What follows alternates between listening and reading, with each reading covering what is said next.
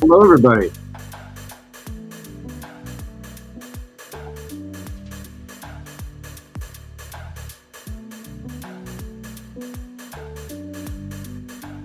Happy Friday. My name is, well, I'll tell you my name. I'll do the official intro. Let's bring up. What should we bring up? It's raining.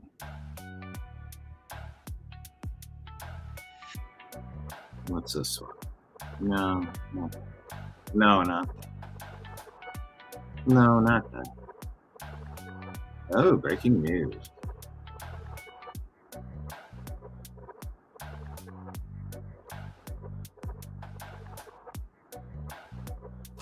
How about I just magically appear on the screen? How about that?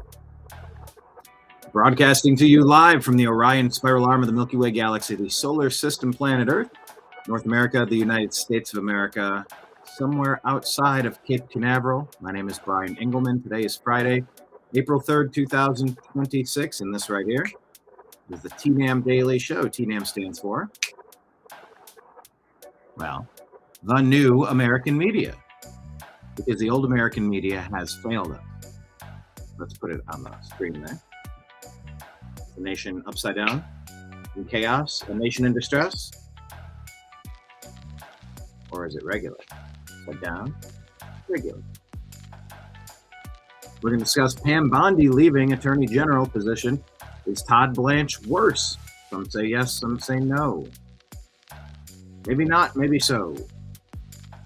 We're going to discuss the Save America Act, voter ID, banning voter ID.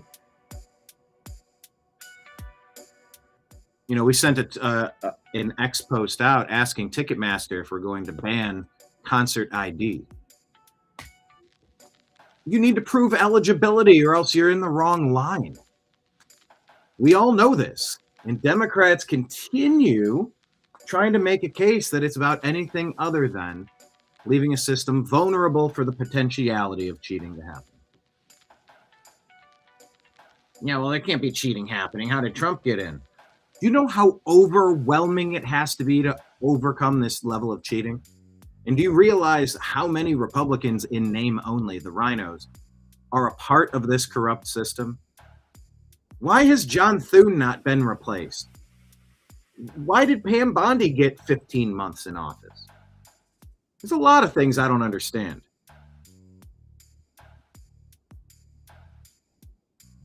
Try to make it make sense for me, because it's not making a ton of sense right now.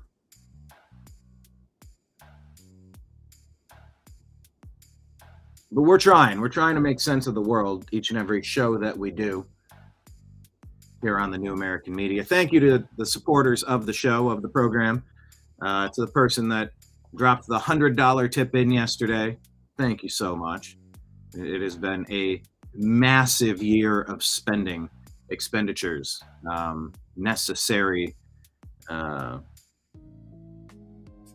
necessary expenditures on significant revenue items in 2026.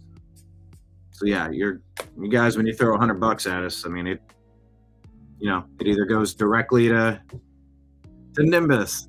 We've been closing the door during the show. He's been having a hard time jumping. Maybe we'll bring it back. Maybe we'll put the stairs over here and he can try to walk up the stairs.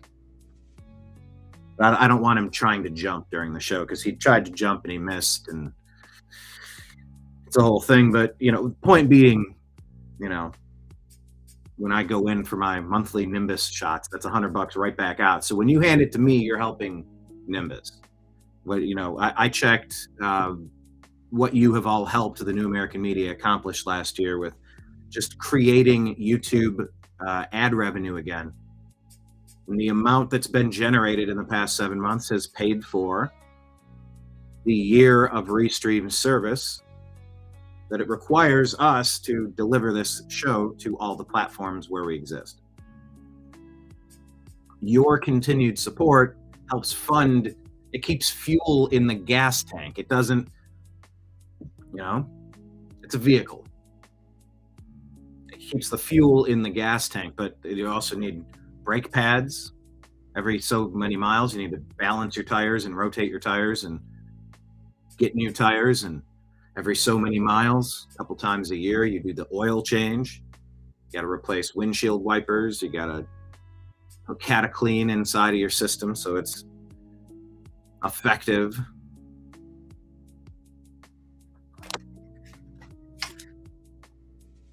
Your fuel keeps this show going.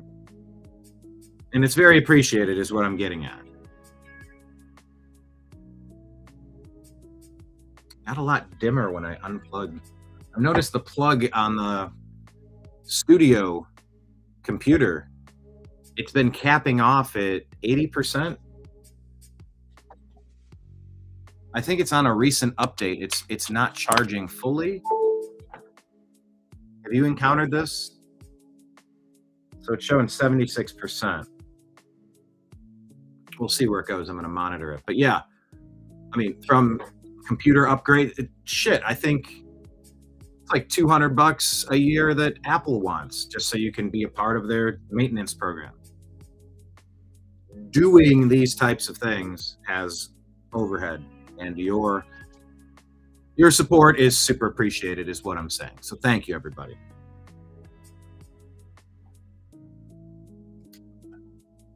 Pam Bondi, not appreciated. Or, I mean, what is this? Whether it's Greg Bovino, is it like do a year and then we'll cycle you out? Because it's a lot to take on. Just come in, do a tour of duty is 1 year and we'll get you in and get you gone. Christy Nome, come on in for a year and we'll get you gone. Pam Bondi, come in for a year, we'll get you gone. There are some jobs that are just so taxing. It's almost unfair to ask somebody to dedicate their life to something like this for 4 years. Could it be argued that Bovino and Nome and Bondi were failures? A lot of people have. So do you fire someone that isn't working out, or do you not?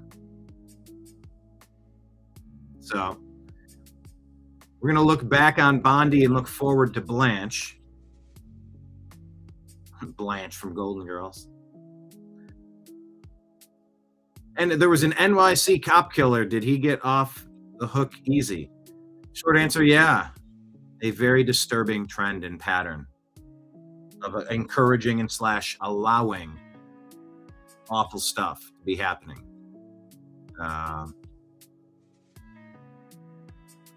To the people that are supposed to risk everything and keep their communities safe, and you don't even have their back. It's just a sad state of affairs. If I'm going to be blunt, there's 10 stories on this stack today that are very, very disheartening. There's other stuff. We'll try to laugh. We'll try to keep the vibes up. Keep your comments coming. Keep your jokes coming. Gotta keep the vibe alive. But we cover it every day. There's always a mixture of what's happening. That's what we do. We just gather and we sort it out together. That's what the TNAM Daily Show is. So thank you for being a part of it.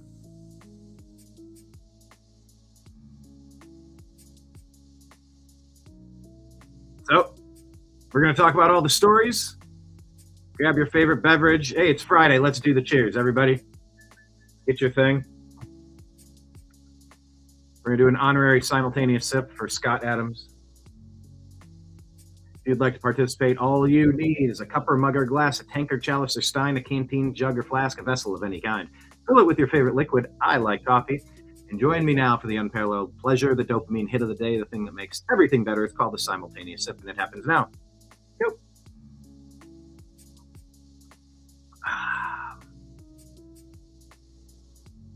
Let's start the show.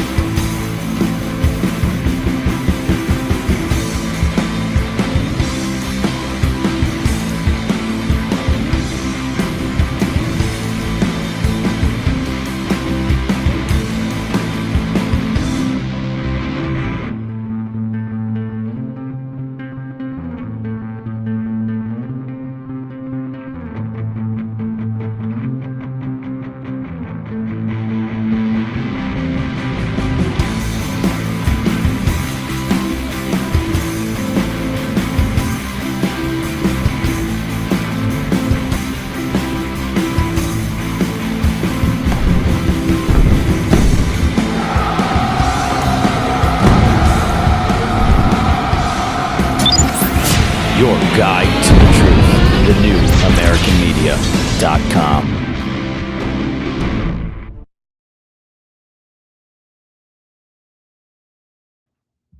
Thank you all for being here, everyone. Let's bring chat up on the screen. And of course, chat looks weird because chat makes me change all the settings every time I get in here instead of just leaving them where I left them the last time. Thanks, Restream. You're doing a bang up job. All right, let's get into the program. Cheers, where everybody knows I'm lame. Do.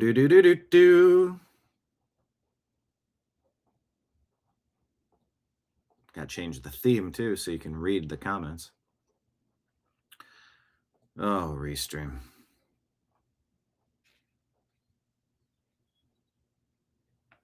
All right.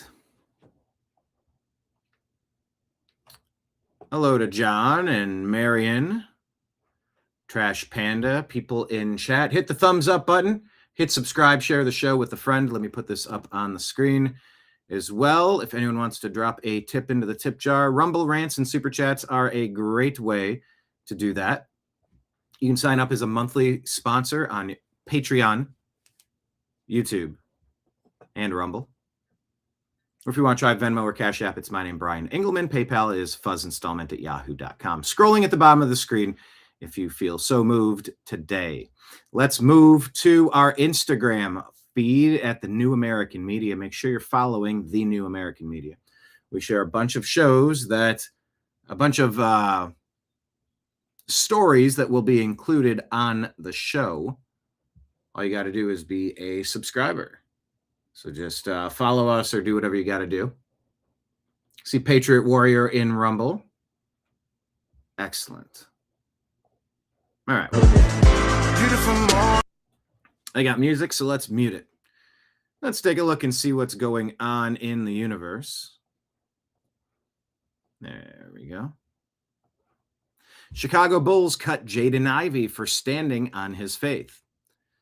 Who is this? 50 Cents Fits. Am I following this account? Okay. Chicago Bulls cut Jaden Ivey for standing on his faith. Canada is about to pass Bill C-9, essentially making quoting the Bible a hate crime. What's that one? Is our Canadian representative in the House today, Mr. David? Bill C-9, Bible.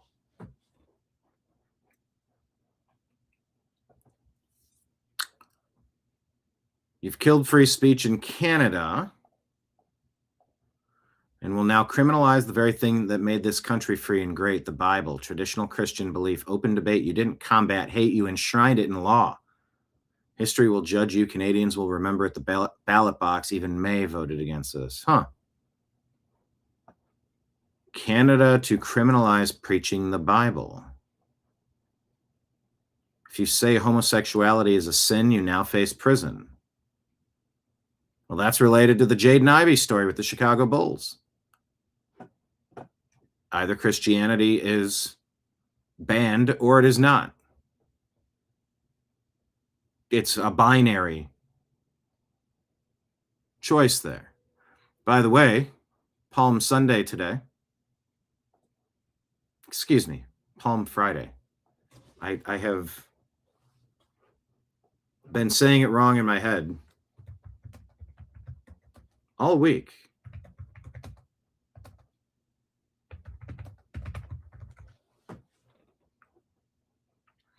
It is Palm Friday today. It is Palm Sunday.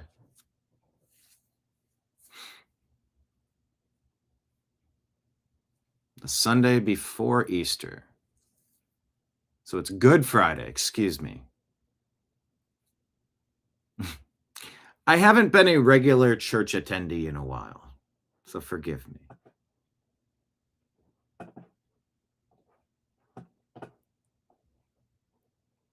Good Friday, the Friday before Easter, marking Jesus' crucifixion and death. It's a solemn day of remembrance, often called Holy Friday. Okay. So that C9 appears to be a real thing.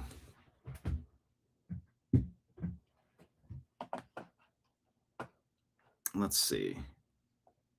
Let's get this report from Daily Poll. I have maintained for a very long time that hate speech laws have nothing to do with hate speech. Hate speech, of course, does not exist. It is simply speech that others don't like, but rather to do with the eventual goal of criminalizing Christianity. And Canada has just proven that to the whole world. This is from GB News. It says Canada to criminalize biblical passages with new hate speech law. Current rules state that anyone expressing views based on belief in a religious text can avoid prosecution for hate speech, but they're about to obliterate that.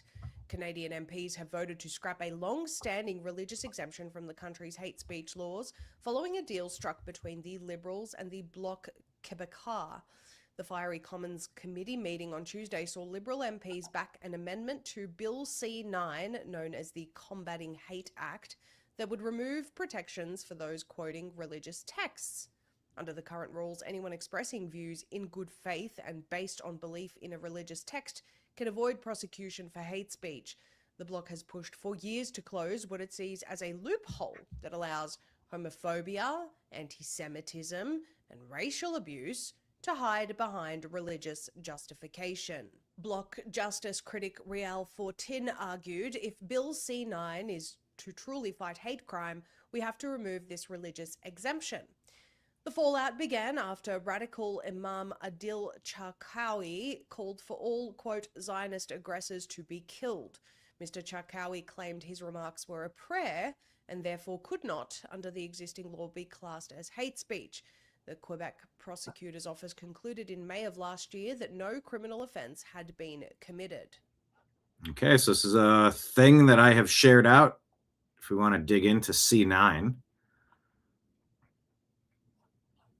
from just a couple of days ago, it seems, all brought to you by this tab. This is why we share accounts. We take a look and we what's actually happening. Israeli police prevented priests from entering the Holy Sepulchre on Palm Sunday for the first time in hundreds of years. What? Did that happen?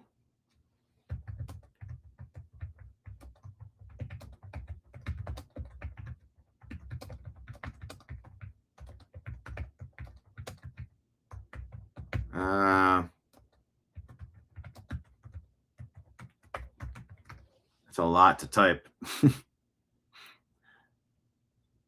No. What actually happened,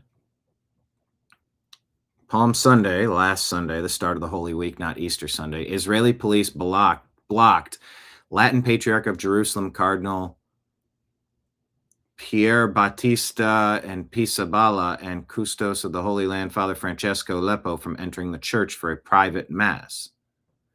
Described by church officials as the first time in centuries that top Catholic leaders were turned away on Palm Sunday. Action stemmed from alleged wartime security measures during the ongoing conflict with Iran. Jerusalem's Old City holy sites, including the Church of the Holy Sepulchre, Al-Aqsa Mosque, and Western Wall, faced closures or severe limits on public gatherings due to Iranian missile threats, fragments reportedly landing near the church, lack of bomb shelters in the area, narrow streets that hinder emergency vehicle access. Police notified church authorities in advance that no mass would occur that day. The leaders were stopped en route while attempting a small private entry, not a public procession. Context. Were 27 Nigerian Christians slaughtered on Palm Sunday? Jeez, there's a lot for me to look up here. 27 Christians, Nigeria, slaughtered Palm Sunday. Unfortunately, the stories that we hear about Nigeria, it is true. 27 Christians on Palm Sunday. Christians attacked in Canada. Christians attacked in Nigeria. Christians attacked everywhere. Gunmen carried out a deadly attack in a predominantly Christian community of Angwan Rukruba. 27 people. 27 to 30 who later died in the hospital, or 40 or more. In the evening at 8 p.m., gunmen on motorcycles or in vehicles opened fire indiscriminately, with some witnesses reporting attackers chanting Allahu Akbar. Some accounts also mention machete attacks. Overwhelmingly Christian. Christians targeted during a major Christian holy day.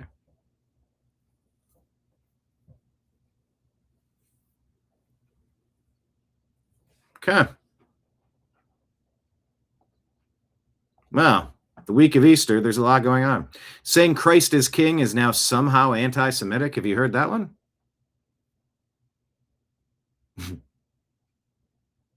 Today is Talk to the Palm Friday. Talk to the Palm. All right. Well, wow. Happy Easter week, huh? That's not good. People are talking about this interview. Joe Rogan and Theo Von chatting about the Middle East. We're going to be okay?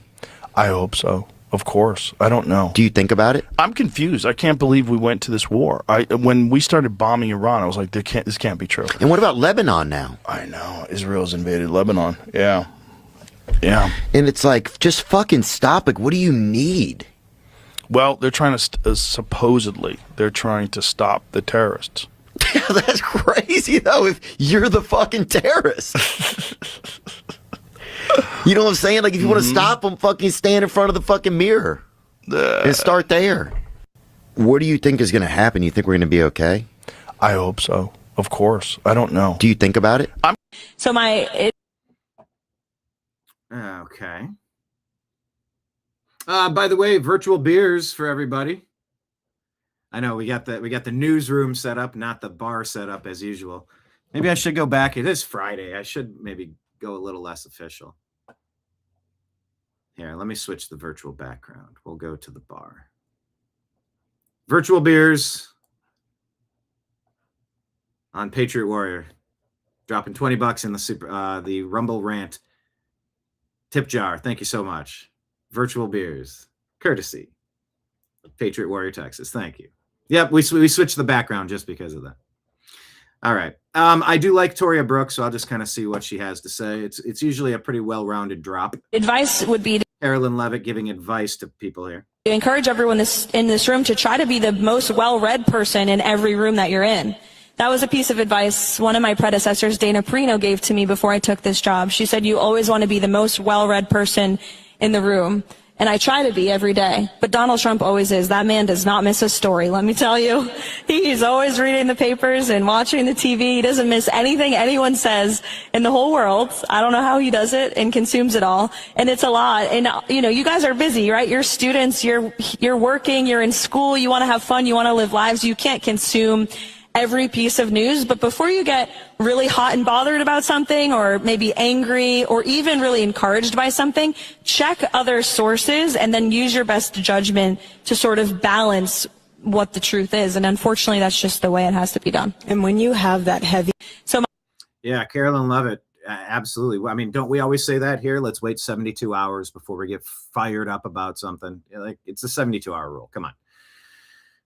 We don't have accurate information. And this rage culture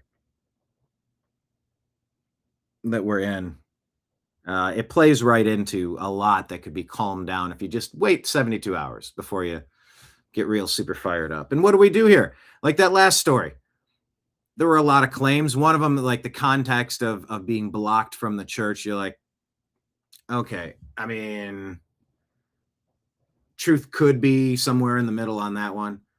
But a lot of that stuff was confirmed, and we walked through it together because I don't trust any claims of anybody anywhere, neither should you. And if I ever get something wrong, tell me in the comments. Post it on X at American_media_. If we get stuff wrong or if there's different context, like this is an evolving conversation. You're not coming to me to get like the hardcore I'm trying to provide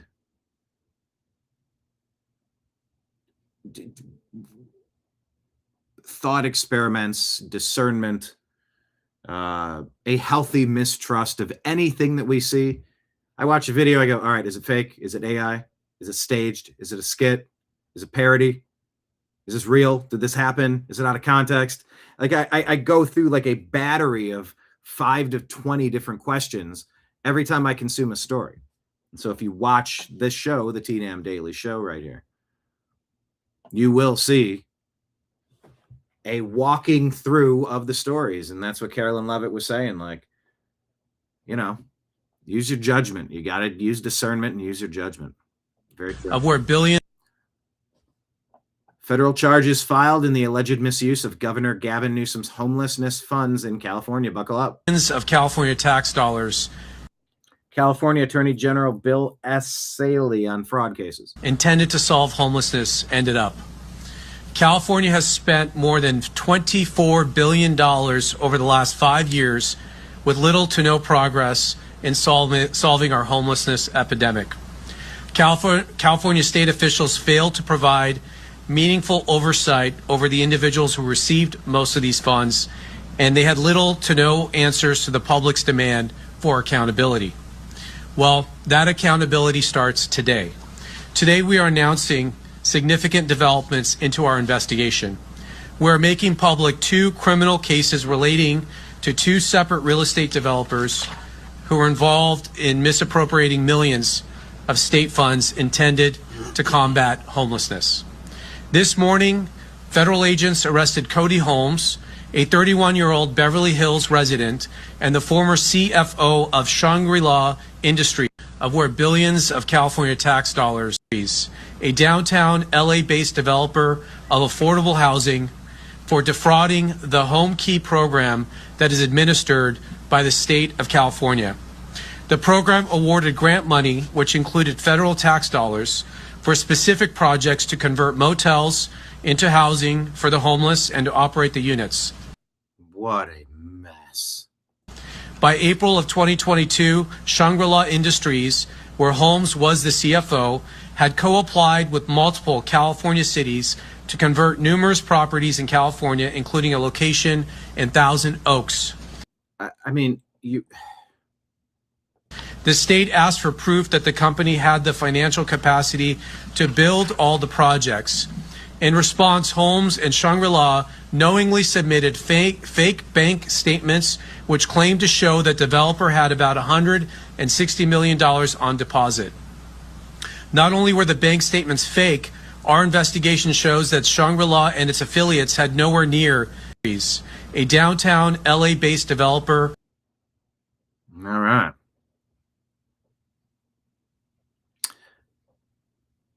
ICE has arrested Islamic Society of Milwaukee President Salah Sarsour in Minnesota.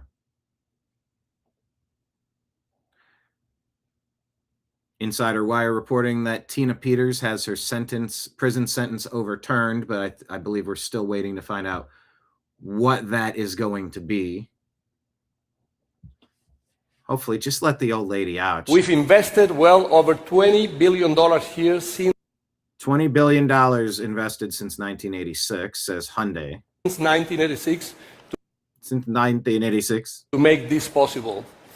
We're doubling down, expanding our expectations and our operations, and bringing more products to the U.S. You know what? This is what happens when you reconfigure how things operate. The United States needs to be self-sufficient. We need to be producing the things that we need. Maybe not everything, but we need good jobs here in America. You can't outsource this stuff, vehicles to third world countries for slave labor wages, import them in, undercut where American products have been made, and paid the families of those American workers so that they could reinvest into their communities with homes and all of the ancillary spending that comes with that, building strong communities. President Trump turned the tariff game upside down and said, if you're going to try to import your cheap shit here, it's going to be through the roof expensive for you to do so. Build some plants here, invest in here, hire Americans, or it will be impossible for you to turn a profit here.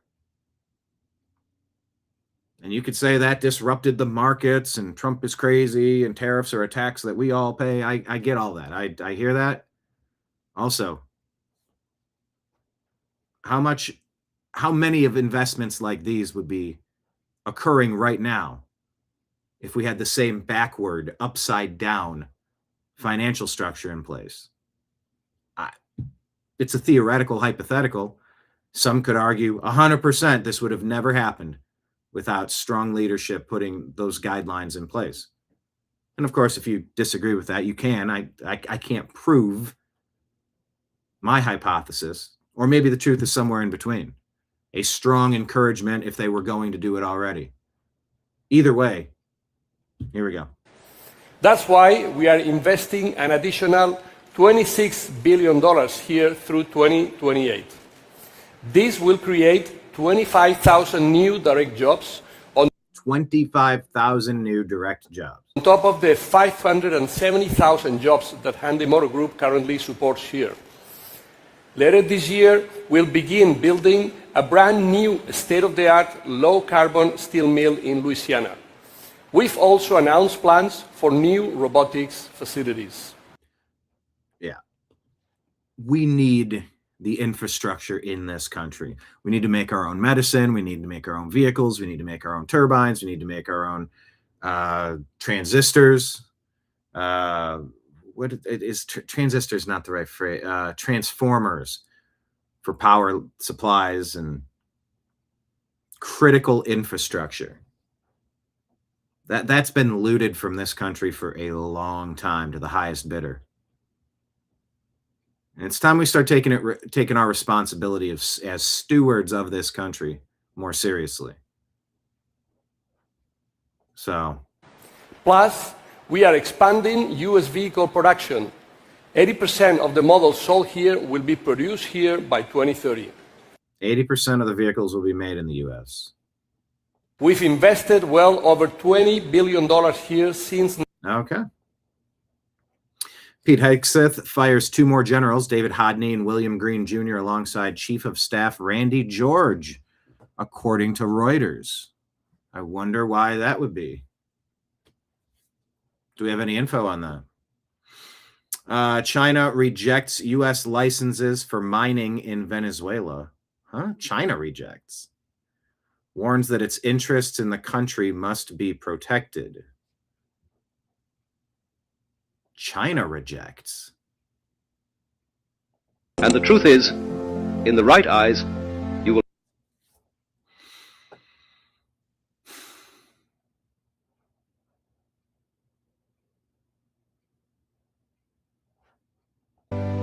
what others labeled broken. Too much music. Can't really play. All right, that was an interesting drop.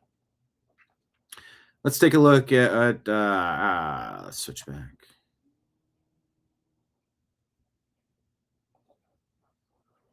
Marion says, LOL, accountability. Now are we going to throw the book at them and can someone please stop the fraud instead of still letting it happen? Exactly.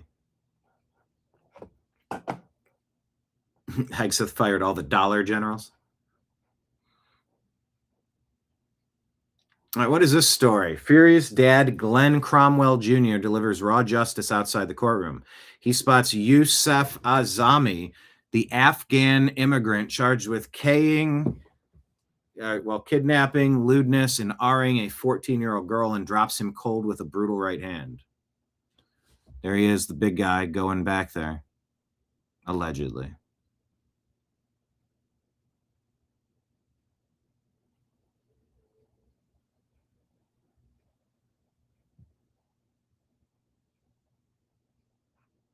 Got a few good shots in, it seems.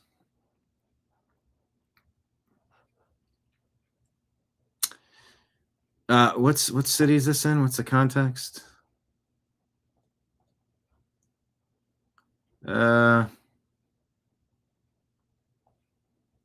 Where is this? Oh, it's. I think it shows the UK. All right. Well, this whole plan to flood our communities with people from other places. Every week we're covering abuses of American citizens and British citizens by invaders.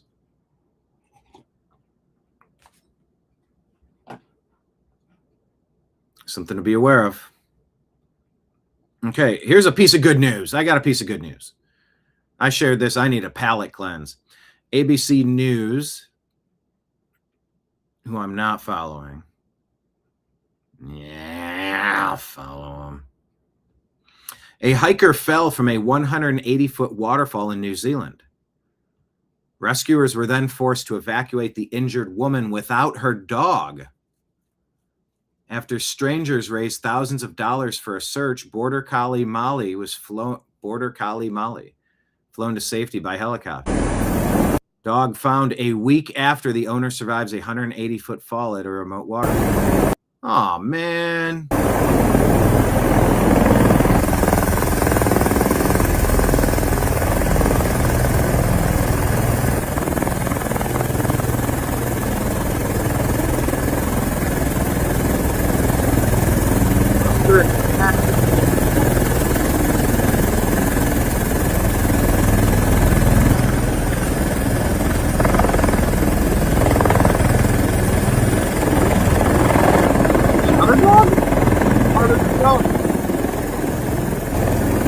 Wait, why are there two dogs? Okay, hold on. Hold on. Why are there two dogs? First person that commented that has no replies.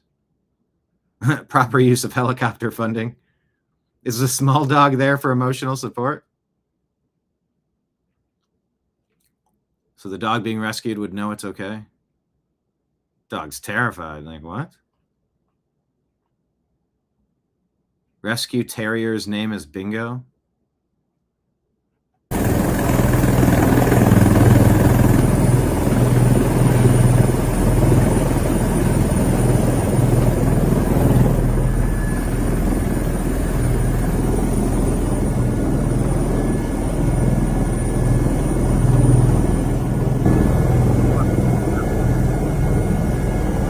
I have the weirdest.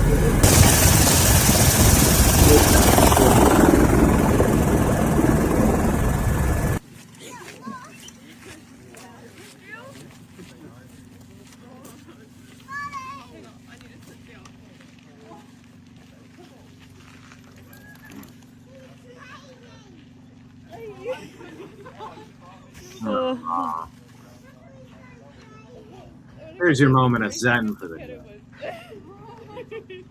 No.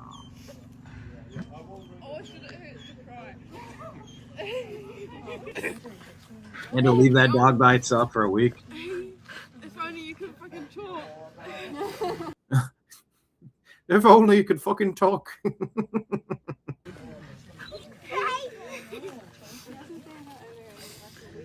These were fucking wrong skill.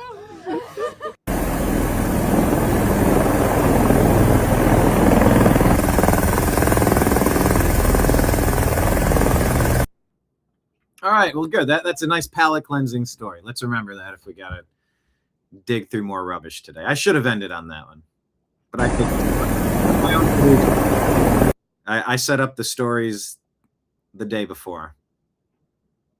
I don't reconfigure, although I should. That really should have been your last story. That was a nice one. This is a funny one, though. Babylon B. Headline: Pam Bondi, not quite hot enough to be this bad at her job.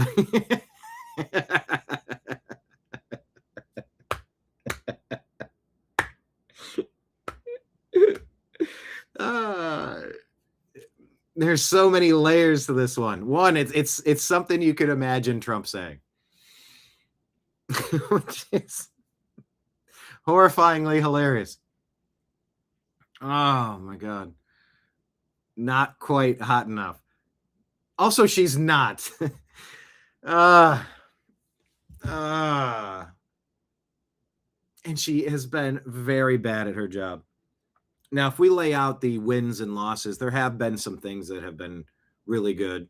And maybe season 1 of the 4-year agenda was to clear the deck, set things directionally. Then you bring somebody else in to carry out phase 2. Chapter 1, chapter 2, chapter 3, chapter 4. Season 1, season 2, season 3, season 4. We'll see with Todd Blanche. Maybe so, maybe not. I don't know. Not quite hot enough. A lot of people say, sir, she can't be this bad at this job unless she was super hot. And she's not. I mean, she is, but not that much, kind of depending. It's sort of a bit of an angle thing. You got a one view. Todd Blanche has my full support. Trump says Pam Bondi not quite hot enough to be this bad at her job. This is so good. Hi, my name. All right, so this teacher got fired. Hi. How do we feel about this? This is going everywhere. Is she AI? She's so on the nose. But let's take a watch. If your kid were going to this school with this teacher, how would you feel about this story? Hi, my name is Isa Obradovich, and on Tuesday, January 13th, at around 11 in the morning, I was escorted out of my middle school art student teaching placement. I have a script that I'm going to be reading from because I want to be very careful with my words. On Tuesday, January 13th, at around 11 in the morning, I was escorted out of my middle school art student teaching placement. I was informed that the district received several complaints from concerned parents about the video I posted the day before. In the video, I spoke about turning down a sponsorship from Wayfair as they sell beds to, quote, a government contractor furnishing a federal detention center for migrants near the U.S.-Mexico border, end quote. In this video, I said, fuck ICE, and at the end of the video, I put up my middle finger while saying that I believe that ICE agents should kill. I could certainly have chosen my words better and avoided using vulgar language and gestures, but my stance remains firm. I stand on the side of humanity and will not endorse any institution who supports ICE. I have chosen to keep the video visible on my page. My values and actions are always rooted in a deep love for humanity, including love for my own community members as a first-generation child of French and Peruvian immigrants. Members of my community are actively being killed and kidnapped en masse by ICE, a rogue paramilitary force that answers to the child rapist and 34-time felon who is currently president of the United States. I stand by my message, even if my choice of verbiage could have been more tactful. For full transparency, I've posted the email I sent to the district yesterday following my termination. Thankfully, I have the privilege of not needing to student teach in order to graduate. I've chosen to not pursue another student teaching placement since I figured similar issues would arise considering the size of my audience on social media. I don't want to comprise neither my values nor those of any school district. I will graduate without licensure, which I was not planning on applying for anyways. Hi, my name is Isa Obradovich, and on Tuesday, January 13th, at around 11 in the morning, I was escorted out of my middle school art student teaching placement. I have a script that I'm going to be reading from. Wall Street Bullion says the biggest threat to America is a liberal woman. Deport them all. That's said tongue-in-cheek. Kinda. Your new job is at Starbucks. Oh, I mean, the glasses and the septum piercing. Tarjan says our education system is poisoned. So basically, quote, a ller to cry on says, so basically, I got terminated and they pulled my teaching certification with the state, but I'm going to lie and pretend like I resigned to take the high road. I mean, can you do that? Is that how that goes? I mean, you should be very aware of what your kids' teachers are doing to them, what they're indoctrinating them with. And if you're not a fan, you know, this system has been designed to take our kids away, to take them into the schools and for 8 hours a day just shape them, manipulate them, train them, re-educate them, to create more of the teachers. They're like 95% of teachers. It's left wing. 99%, 70%, 80%, 85%. I mean, you can look at various school systems and various grade levels, and you'll find variations of the statistics, but it is, I mean, 4 to 1, 80% or more is very common to be hardcore leftist. No, they're moderate leftist. No, there is no moderate left anymore. They've all gone to the right. Yeah, isn't she nice? Tons of Trump derangement syndrome lately on. Yeah, the size of my audience on social media. Can you say narcissist? Uh-huh. Well, a lot of Scott Adams used to say that, I think he would talk about politicians and politics, that it's the theater kids, the Democrats especially. Maybe it's just the Democrats, not so much the politicians, because then if it's just Democrats, this lady would fit into that demographic. They're the theater kids. They're putting on, this is all performance art. This is all a school play. They're playing a role. They're playing a part. Writing a script, following guidelines, following an agenda, pushing a narrative. It's almost as if they're all NPCs. Almost as if. I'm not suggesting they are non-playable characters, but But that story's been going everywhere. We'll see if we have any additional insight on this liberal. Hi, my name is. But I've had about enough with her. Just met her, and I'm pretty much good.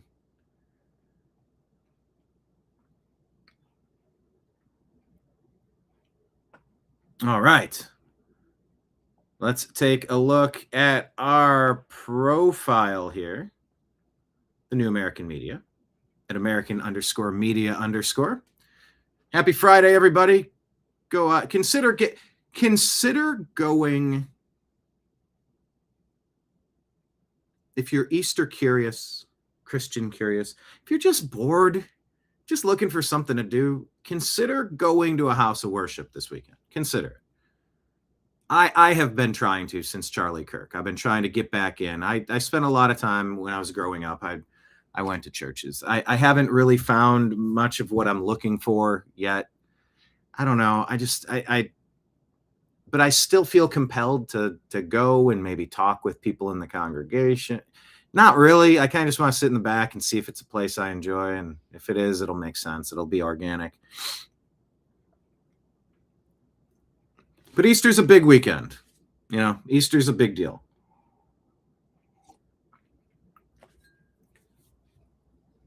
And sometime this weekend, I think I'm going to try to get into a church. But it's the script. Are these non-playable characters? Are these people just, I don't know if you play video games to really get the concept, but it's just, they're not real people. They're just here inside this simulation. They're just filler. They're just background actors. You don't really hear them. You don't really, you see them, but you don't really. They're just background actors. It's just background noise. It's the other cars on the road. Like, they're not even real. They're there. Which makes them real, but it's just that they're not. They're not. 911. Brian's not making much sense right now. I don't know, but I do believe that churches are destination hubs where real people do congregate, will show up. Maybe you'll meet a friend that plays pickleball or golfs. Meet somebody that you end up hanging out with, or we're having a barbecue. Come back. You're like, yeah, I got to get out of the house. I got to meet some people in the community. That's sort of like, go out, meet some people in your community.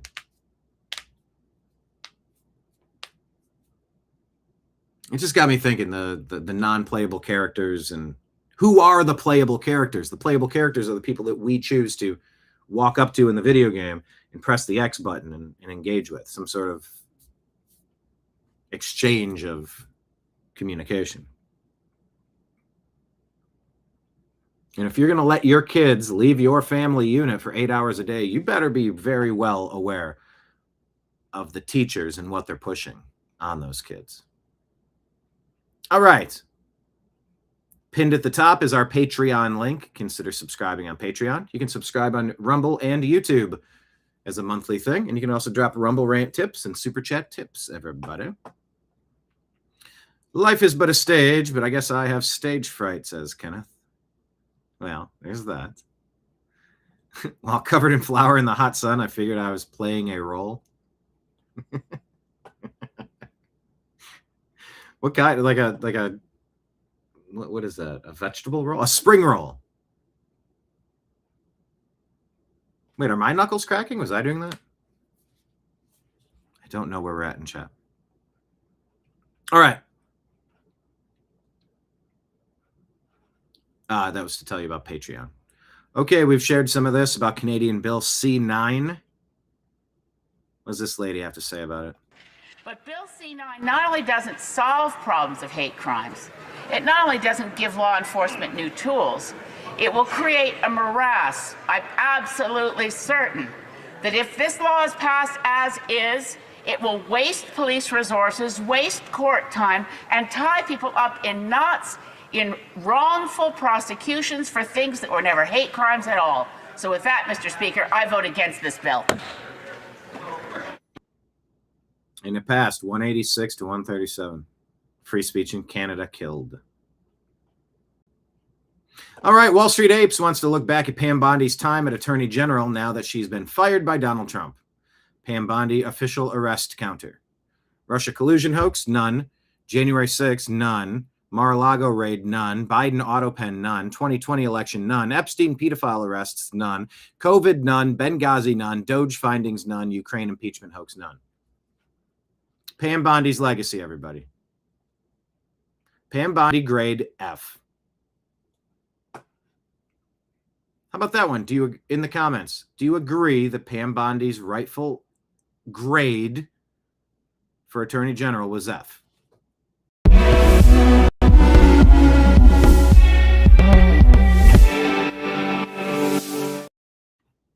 Hard to argue against that one, in my opinion.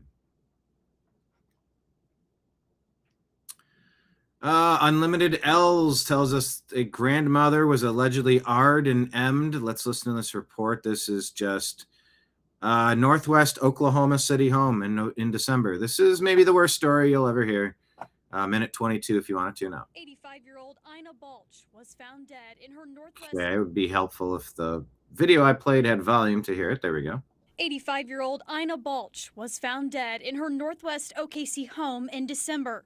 According to court documents, her death was extremely suspicious after she was found upright on the bed and tied up with her own clothing. It's believed she would not have been able to escape. She had multiple bruises on her body, including her face. Ina's family told police they were at the home the day before.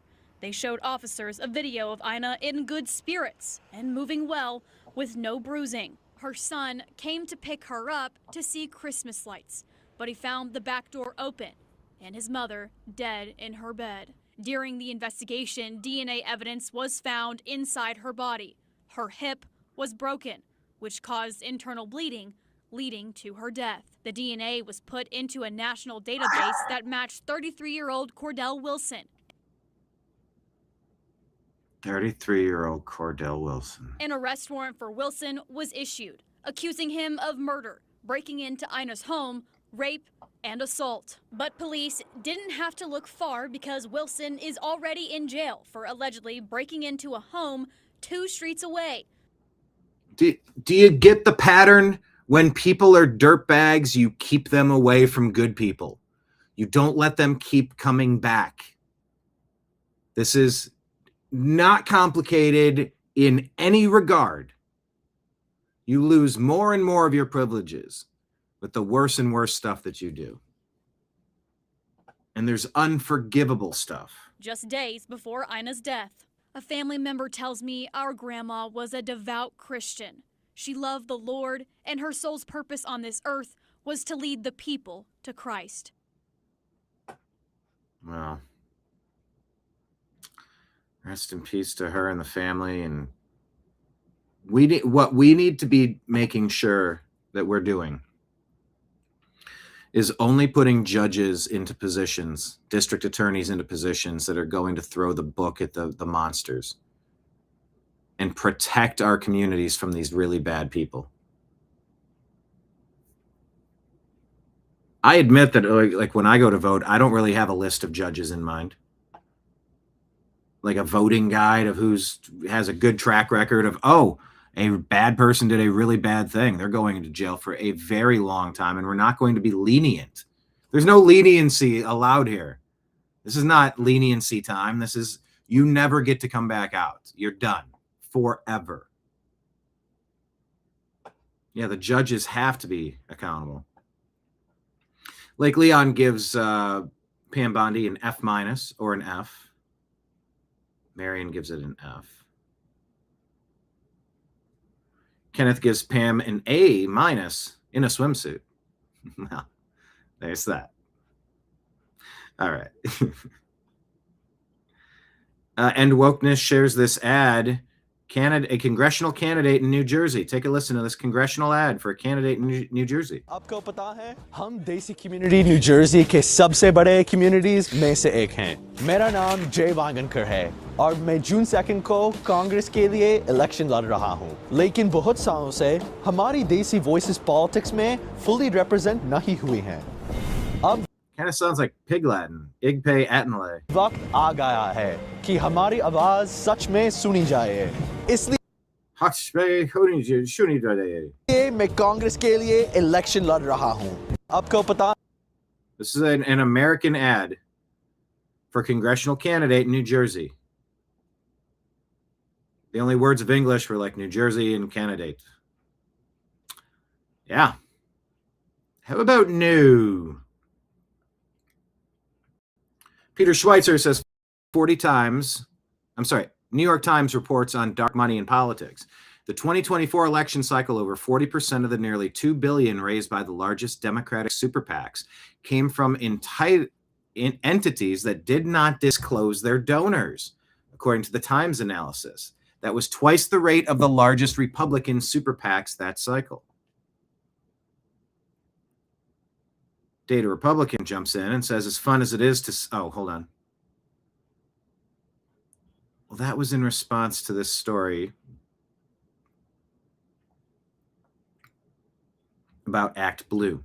Data Republican says, as fun as it is to see Act Blue exposed, one must always ask the motives when legacy media seemingly puts crosshairs on its own. It's long been a goal of the democracy camp to overturn Citizens United and ban PAC money.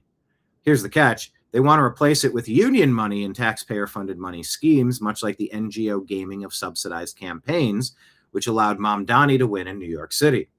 They more or less are moving toward a total monopoly on campaign funds for Democrats. Yes, let's enjoy the collapse of Act Blue, but beware. Okay. Eric Daughtry reporting. Well, let's listen to this. Well, here, let's listen. Not subject to any foreign power is pretty straightforward. So let me give you these examples. Now, this is going to be tough to read, tough to listen to.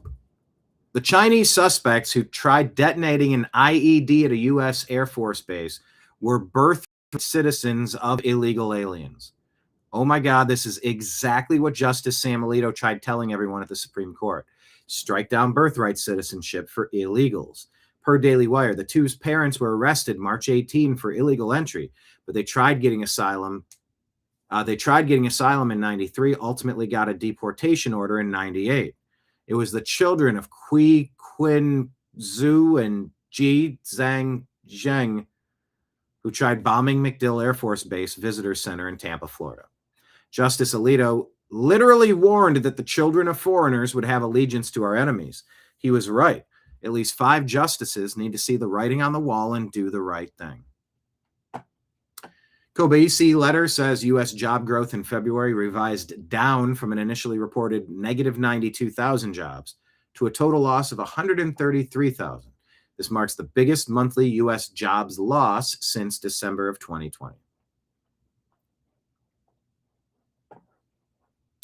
Nick Knipe says, straight from Hayek's Road to Serfdom.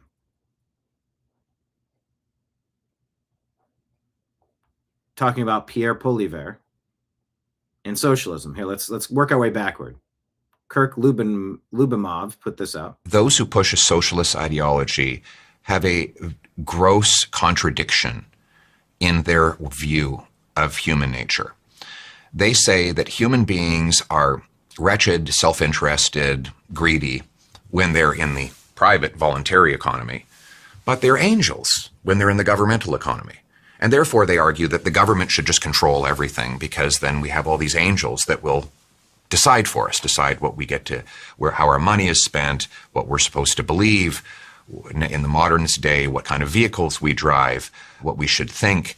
But that is a huge contradiction. If man is not capable of deciding for himself, surely he's not capable of deciding for others.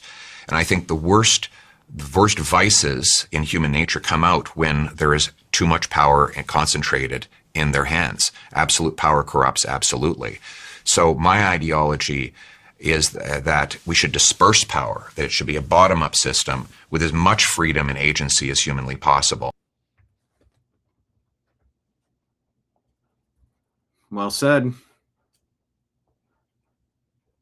Straight from Hayek's Road to Serfdom. If you want big government because you don't like the sociopaths running big corporations, just wait until you centralize the power into a single source of government and discover who gravitates there and who ends up on top. That is so. Those who push a socialist. I didn't press play.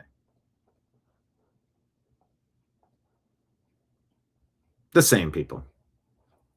Check out yesterday's show. Pam Bondi out as AG. Tulsi out next? Question mark. Leader John Thune says well, let's just listen to this crap. The enormous difficulty of doing that. In fact, the big majority have not been able to. Right. Well, I guess, and I would just remind people that the coin in the realm in the Senate is floor time. There's a finite amount of it, and we have a lot of things we have to do. There's a housing bill that's awaiting action, hopefully a market structure bill, possibly permitting reform, farm bill, highway bill. You can go right down the list. Russia sanctions, there are a whole bunch of things that could be teed up for action on the floor of the Senate. And so you have to make some judgments, and the conference will have a conversation about that. I've committed to that we will talk about. And this is not a new statement from today. It's just a reminder of when confronted about the Save America Act, it's excuse, deflect, push back. That idea and determine whether or not what the conference's views are about it and how they want to proceed. As I said, we will vote on the SAVE Act, but exercising or triggering a talking filibuster has ramifications, implications that I think everybody needs to be aware of. So we will have those discussions. I don't know. He always says that, but I haven't heard the compelling reason why you don't do it anyway. But that's obviously ties the floor up for an indefinite amount of time with not only unlimited debate, but also unlimited amendments. It's not unlimited debate. You can only speak twice a day and you adjourn each day. And so you do the mathematics and in like 29 days, it's done. You extinguish their 2 times to talk and you're done. In a month, it's done. Am I misunderstanding this? Yeah, how about Trump's mandate, Thune? Ugh. Thune, Bondi. I just don't. All right, rather we had the Senate Majority Leader and the Speaker. All right, Brett Baer, or who is it? The House speaking at the same time. That's why we're jumping back and forth. But anyway, they've had enough. Why won't 5 GOP senators call to replace Thune? That's what the New American Media asks. Ugh. Anyway. Steve Ferguson says, keep in mind, Acting Attorney General Todd Blanche squashed the Adam Schiff investigation for mortgage fraud.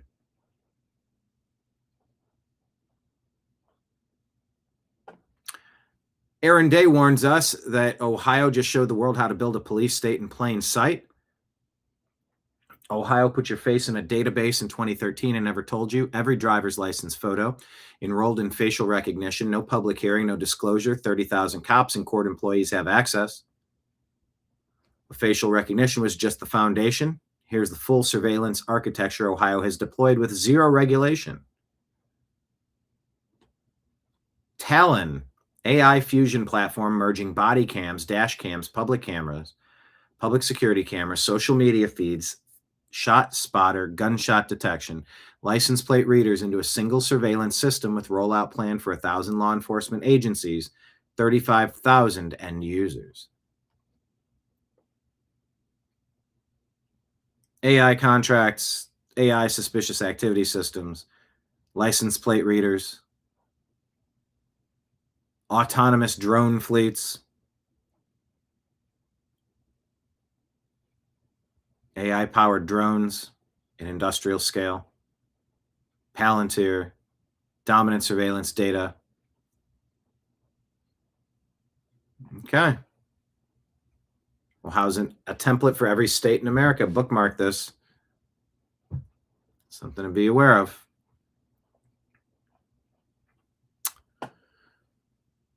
Joel Davis released from prison after 120 days in solitary confinement for an internet post criticizing a politician. His bail conditions forbid him from going online or using a smartphone. This is Australia.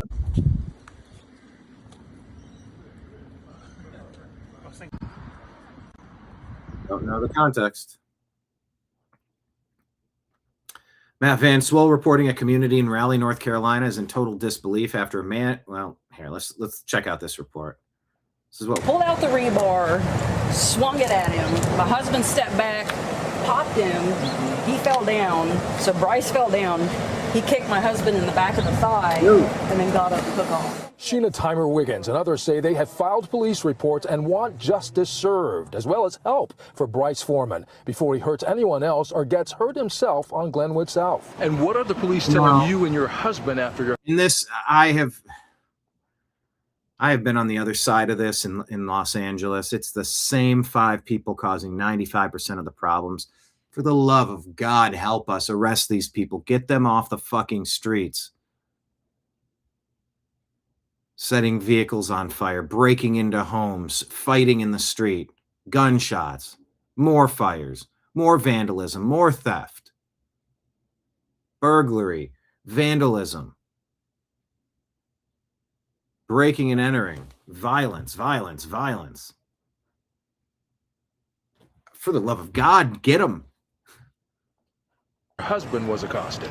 The biggest thing was just that they know about this person, that they would be looking out. Foreman has 38 mugshots on. This is insane. This person needs to be put away. You're done. You lose free range privileges. Record. He's been breaking and entering, trespass, habitual larceny, breaking and entering a motor vehicle. Been taken into custody or cited for felonies and misdemeanor. Larceny, trespass, breaking and entering motor vehicle. This guy will not stop. There's over 16 years for communicating threats, breaking into cars, theft, disorderly conduct, intoxication and disruption, trespassing, begging for money, and assault. I've seen him. He's yelled at me personally. I've been walking my dog and he'll start shouting at me from across the road and kind of running towards you and acting really odd. So yeah, it's a little concerning. Court records show Foreman's most recent arrest on March 11th involved carrying a concealed weapon. He's also accused of knocking customers' items off tables and challenging people to fight here on a couple restaurants' patios and decks this past Friday. Many witnesses say they don't understand that with all his run-ins with police, why Foreman walks free. I wanted to let people know, just to look for him if you're walking down here, if you see him, just be vigilant. Some businesses are posting pictures of Foreman to warn the public. Get him out of the public. The biggest thing is just word of mouth.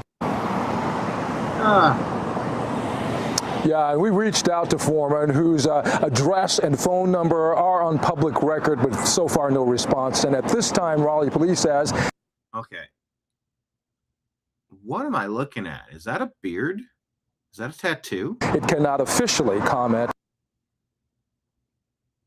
Okay, I don't know what I'm looking at on this guy. Is this a beard or a tattoo? I understand touching up the color of your hair, but I don't know what this rapper. Out to Foreman, who's you're seeing this, right? Address and phone number are. I don't get what's happening. And what is this outfit? He has a tie tucked underneath of a polo? And his eyebrows. What is going on here? And a Mr. Rogers sweater vest over the polo. There's a bow tie or something tucked underneath it. On public record, but sorry, I'm not. I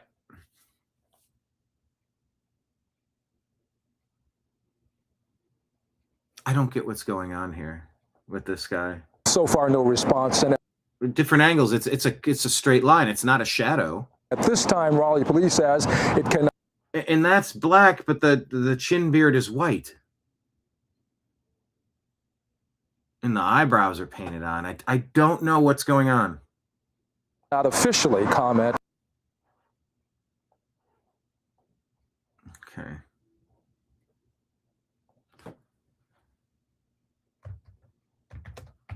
What is the story with the beard wrap around?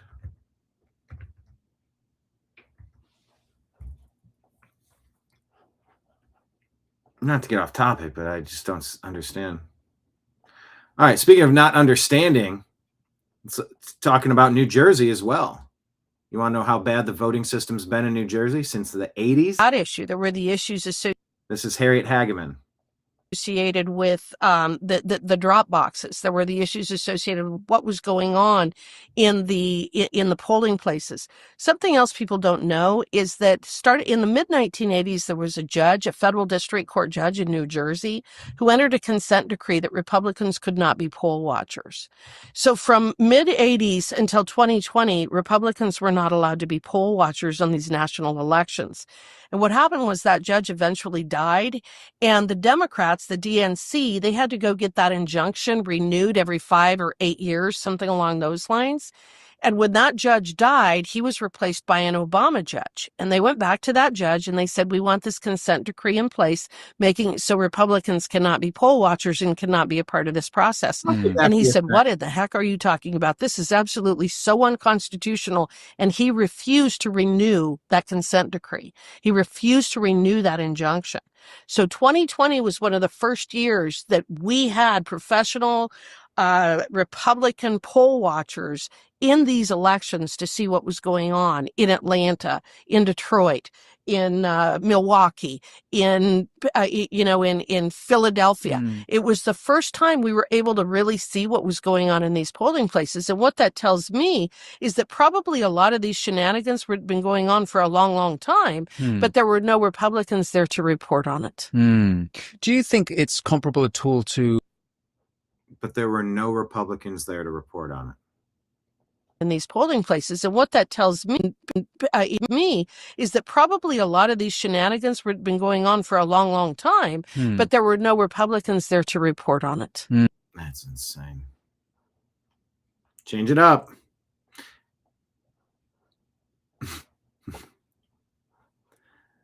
Artemis 2 on its way to the moon, 8-day mission. Just a reminder that this video exists. Joe Biden talking about the moon. You got the vaccination? Yeah.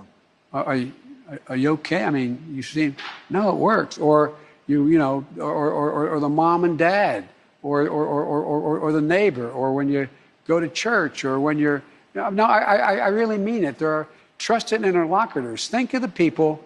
If your kid wanted to find out whether or not there's a man on the moon or whatever, something, or, whether those aliens are here or not, who are the people they talk to beyond the kids who love talking about it? Did you? Clear as mud, right? Did we all follow that? A lot of people say that about Coast to Coast AM, Kenneth. Art, I miss too. The Artemis too.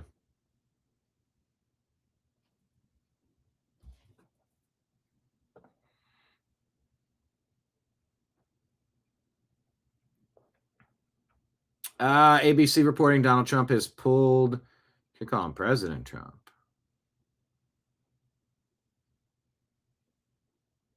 Pulled the trigger on a long-standing threat to impose a 100% tariff on drug imports. U.S. President's latest order shows he remains committed to his aggressive tariff regime, despite February's Supreme Court ruling that invalidated his centerpiece Liberation Day tariffs. Huh. That's how ABC is spinning that.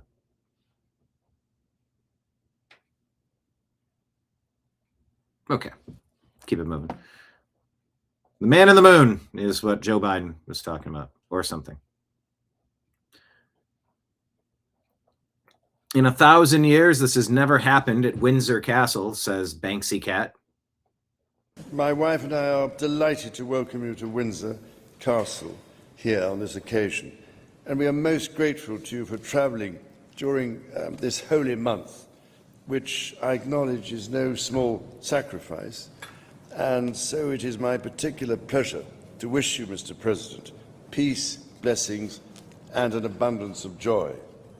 And Ramadan Mubarak. Ramadan Mubarak. During my wife and I are delighted to welcome you.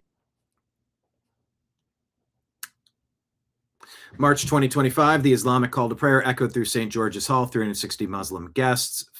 First iftar in the state apartment's history. Approval came directly from him. No Easter message. Watch what the Supreme Governor of the Church of England has been doing. He studied Arabic to read the Quran in 1993, it says. Let's get this up here.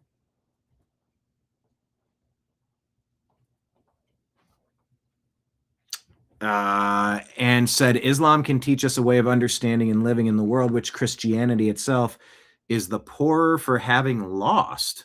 Called Islam one of the greatest treasures of accumulated wisdom and spiritual knowledge available to humanity.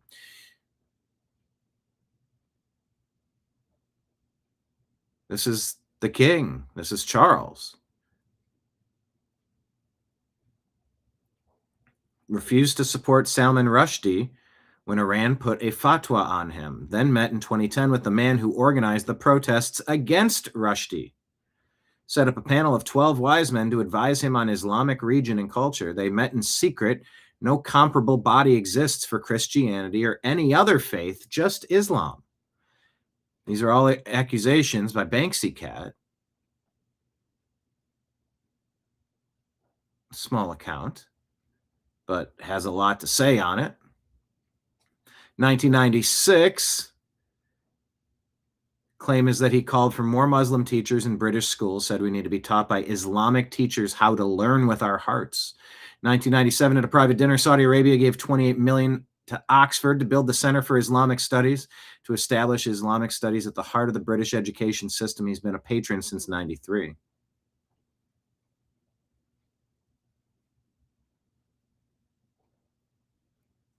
A whole bunch of this stuff.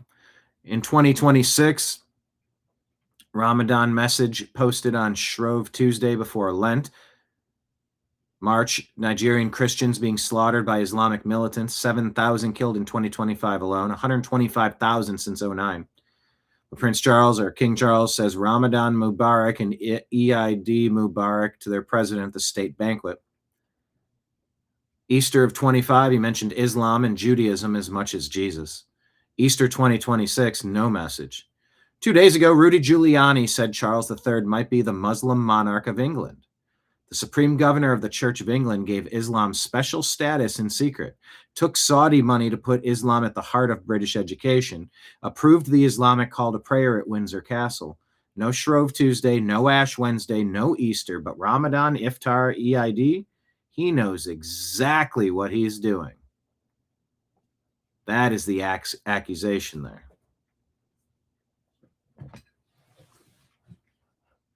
Has Europe fallen? Marion responding to Joe Biden's rant. I now feel more stupider having listened to this.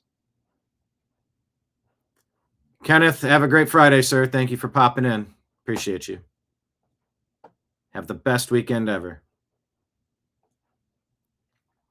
California's population grew 4.4% in the last decade. The number of state employees grew 24.5%.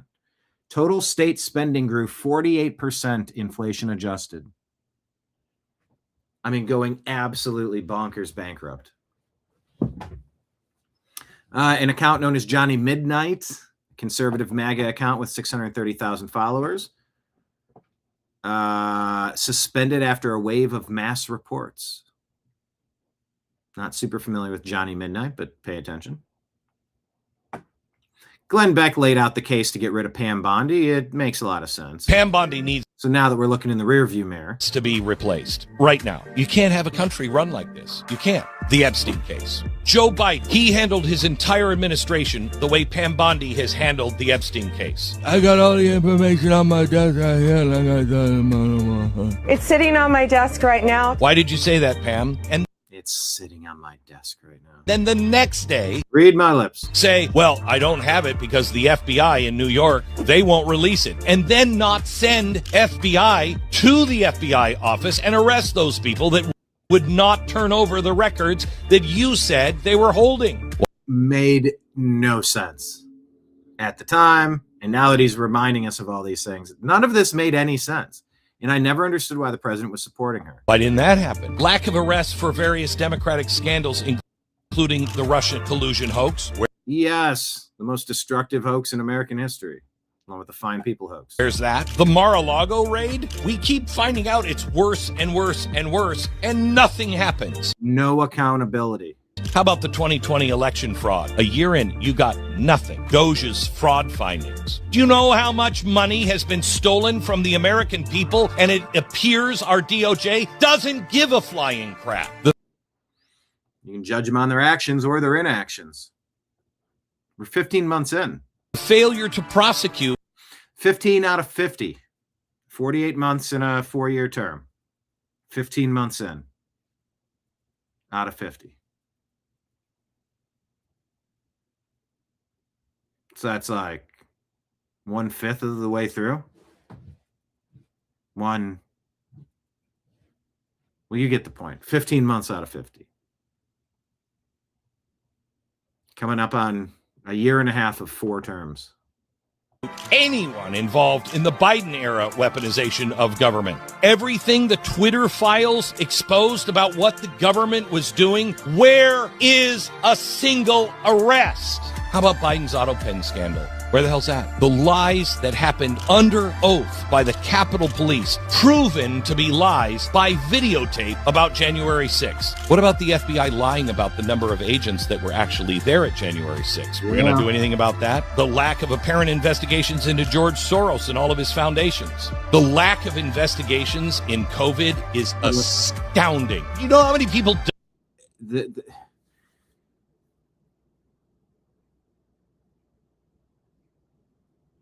I ponder if playing this is gonna cause an issue with the music, but like this is important information. If I could click the "Don't use music" button, I would. This is just damning. Like nothing's happening. FBI lying about the number of agents that were actually there at January 6th. We're going to do anything about that? The lack of apparent investigations into George Soros and all of his foundations. The lack of investigations in COVID is astounding. You know how many people died? Because you all colluded. You knew this was untested. You knew it had dangers. You didn't tell us about it. Instead, you said you have to take it. And you said no hydroxychloroquine, no ivermectin, no monoclonal antibodies. Fuck you. You had no right to scare these doctors into what they could and could not prescribe to a general population trying to survive. Nothing done about it. We are 30% done with President Trump's second term. 30% done. 30%. We are burning daylight. Get rid of Thune. Get rid of Bondi. Get on with it already. That is just a ongoing refrain here on the program. And man, just listening to Glenn Beck, it's getting me even more fired up. Nobody goes to jail for that. Where and when will someone pay for any of this? Justice doesn't just have to be done, it has to be seen. No serious citizen is looking for show trials. We're asking for any trials. You've had a year. You're the bottleneck. Pam Bondi should go. She earned it. Now, that's all the doom and gloom. Let me give you the other side. Let me give you the countervailing view. Not to dispute anything that was in there, but on the flip side, Representative Jim Jordan said President Trump is doing what he said he would do. He would secure the border. He would support law enforcement, lower taxes for hardworking families. I mean,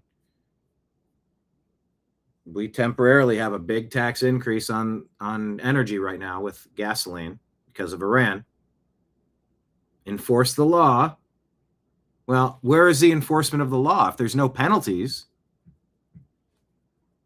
Actually, that's probably the point I want to make. Pam Bondi. At Jim_Jordan. Regarding enforce the law, where in the world are any indictments from all of the traitors?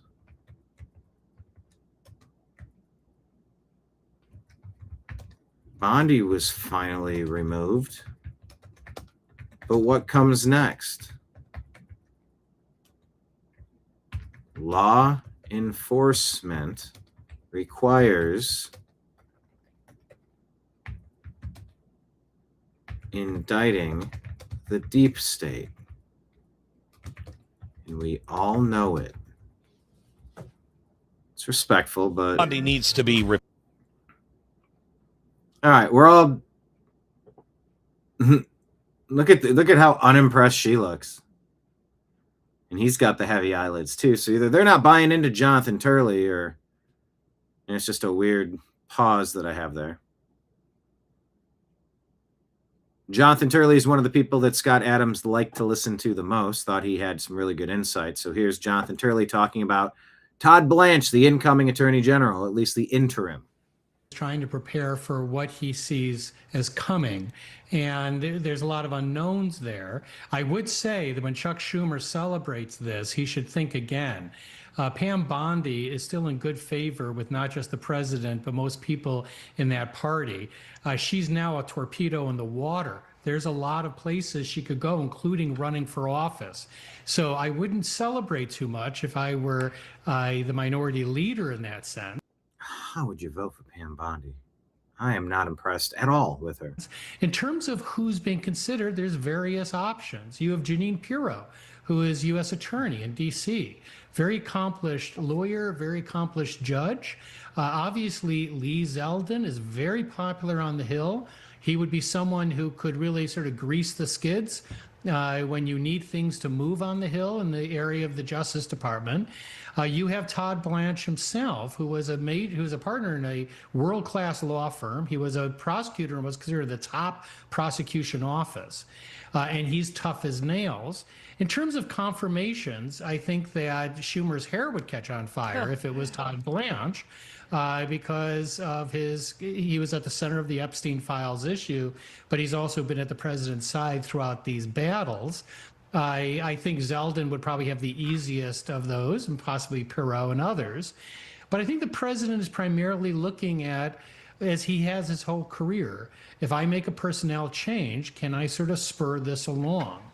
And each of these people have a skill set. Look, I said it at the top of the show, and I'll just say it now that we're getting back into it. I know I couldn't stand Bondi. I couldn't stand listening to her either.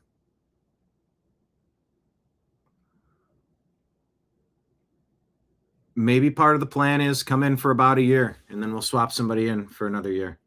It's like relief pitchers. Come in and pitch an inning, and then you'll be done for the 8th inning. Come in and pitch the 7th. I don't know. I just, I'm not seeing any list of accomplishments, and considering her to run for office, like in what universe? Todd Blanche is a tough guy. He'll gut you like a trout without even changing his expression. He's a litigator. I mean, he's been in the tough fights, and you can count on that. Zeldin is someone who's able to avoid fights, but he's also able to finish them. And Peru and others have a track record with the president that is proven. She's been an outstanding U.S. attorney. Jonathan, great to have you here. All right. So here is Todd Blanche. Get to meet him. Does he demonstrate that he's a liar and a sellout on his first day as acting AG? Here's with Waters. Look at that sour expression, that sour, dour expression. Really heavy through the whole middle of his face. Now, the Epstein files, you'd agree, not handled well? No, and I don't, first of all, I have never heard President Trump say that the Attorney General that anything that happened to her had anything to do with the Epstein files. And so, look, the Epstein files has been a saga that's lasted for the past year. And what happened when the President signed the Transparency Act is the Department of Justice has now released all the files with respect to the Epstein saga. And the Attorney General Bondi and I appeared in front of I'm sorry, all the files? You got to be kidding me. Congress voluntarily a couple weeks ago to answer any questions they had. We have made every single congressman, senator available to come and see any document, redacted, unredacted, that they want. And so I think that to the extent that the Epstein files was a part of the past year of this Justice Department, it should not be a part of anything going forward. He's like, are you serious, bro? So was Pam Bondi just brought in to cover Epstein up? Okay, well, I mean, you've combed through these files, right? Who was Epstein spying for? Look, I don't know that he was spying for anybody. Nobody's ever said that. No? You don't think he might have been a spy for a foreign country? I have no idea if he was a spy. All I know. Acting Attorney General has no idea that Epstein was a spy. Is that we don't have any evidence in the Epstein files that the FBI collected over 15 years that suggests that, Jesse. I don't know. I wasn't part of the original prosecution team. Neither was Attorney General Bondi. And I can tell you this, there's only one president that's held Mr. Epstein accountable, and that's Donald J. Trump. During his first administration, that was the administration that prosecuted him. And during this administration, it's the administration that's been... Todd Blanche is kind of whiny. And totally transparent and released all the files. And no matter how much criticism people want to make about the Epstein files, that is indisputable. It's undisputable that nobody talked about the Epstein files for 4 years during Biden. 4 years. And so when President Trump said, let's release the Epstein files, and the law was passed that allowed us to legally do it, we did it. Now, that part is actually true. Nobody else released anything. I mean, all those hard drives, all the cameras... Have we seen a single video? Any prosecutions?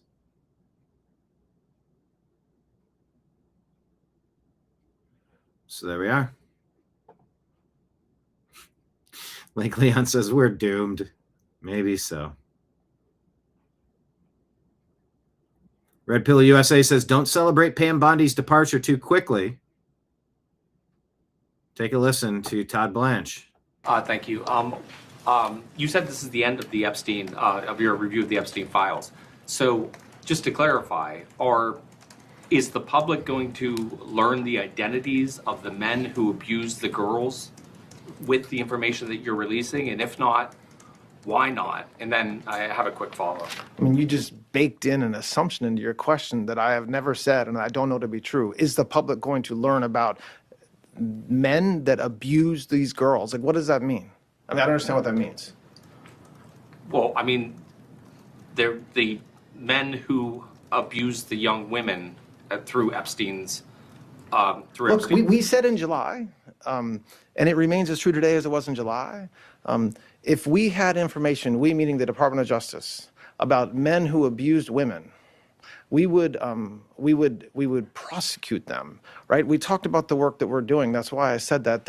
I said this earlier. There's this built-in assumption that somehow there's this hidden tranche of information of men that we know about that we're covering up or that we're choosing not to prosecute. That is not the case. I don't know whether there are men out there that abuse these women.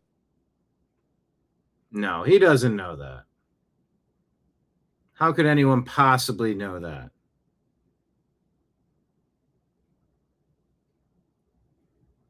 So we're getting more of this. And allegedly, he's been the bottleneck. He's been the problem why things haven't been happening. Have you heard that one? But wait, there's more.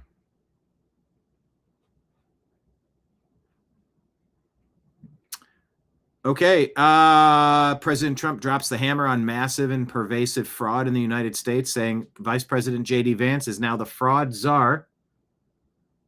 Fraud czar. Looking into blue states that are the primary culprits, Trump announces raids have already started in L.A. Good luck, J.D. All right. Please, can we get some accountability and some indictments? Let's check in on, where is this from? Where is it from? Canada?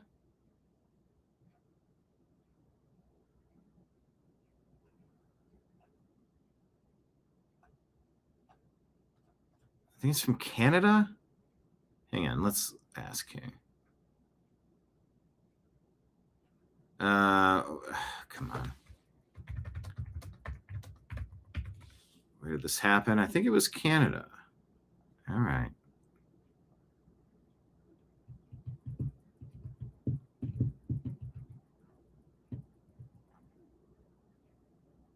Oklahoma City. No. They're not really showing where this is from. But if you're taking public transportation, realize that something like this could happen.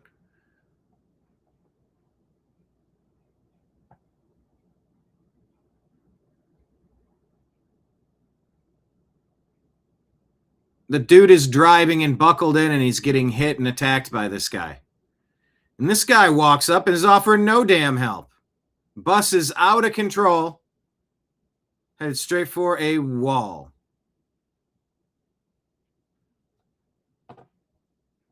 So, there you go. There's your fun video of the day. Good grief. What type of idiot attacks a bus driver while he's driving? This Hollywood actress was in complete disbelief that nobody recognized her on a plane. And she could not tolerate that, obviously. A beret and a jacket draped over his shoulders said, cool. Obviously. So I said, are you guys part of a theater group? And they said yes. So the theater group didn't recognize her. LOL. Why is Hollywood failing? Extreme narcissism and delusions could be some major reasons. Don't let me go too deep in on that. Christopher Rufo says the state of California is one giant leering center. Wonder if Colorado is the same. Of course it is. But will anybody seriously be held accountable? AF Post says, according to multiple current Trump administration officials with access to Pam Bondi, allegedly, Deputy Attorney General Todd Blanche, who was just named acting Attorney General, has been the main roadblock holding up prosecutions of former Biden officials, state-level politicians, and Antifa terrorists. Todd Blanche personally shut down the DOJ's weaponization task force and is responsible for sidelining Ed Martin. Todd Blanche sees himself as a principled conservative and views investigations of Trump enemies like Jack Smith as an abuse of power. He has privately told staff that he will not stoop to that level. Under Todd Blanche, the failure of the DOJ to investigate left-wing terrorists and former officials who prosecuted President Trump will only get worse. So that's not a ringing endorsement. Nate Friedman show, interviewing this New York City school teacher. Great idea if billionaires leave New York.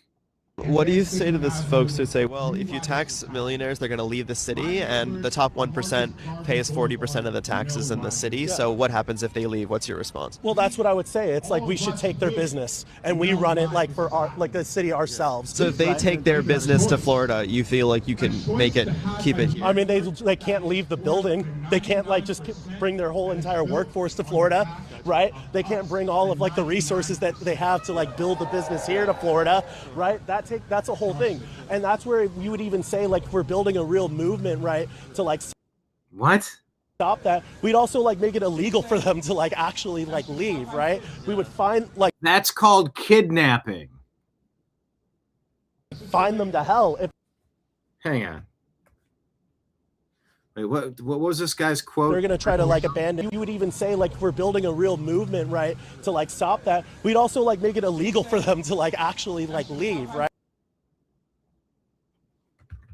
Making it illegal for them to actually leave is called kidnapping, and it is very illegal.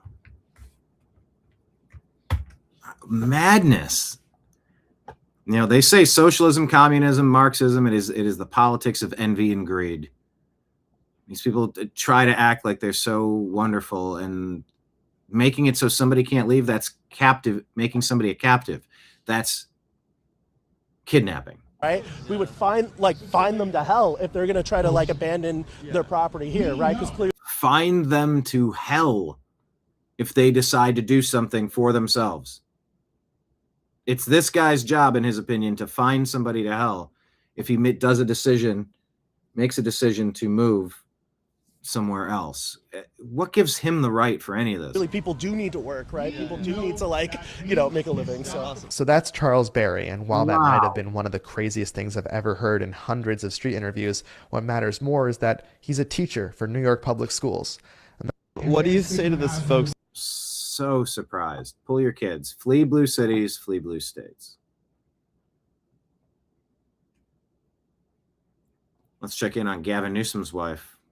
I've given our boys dolls, even if they tear the head off.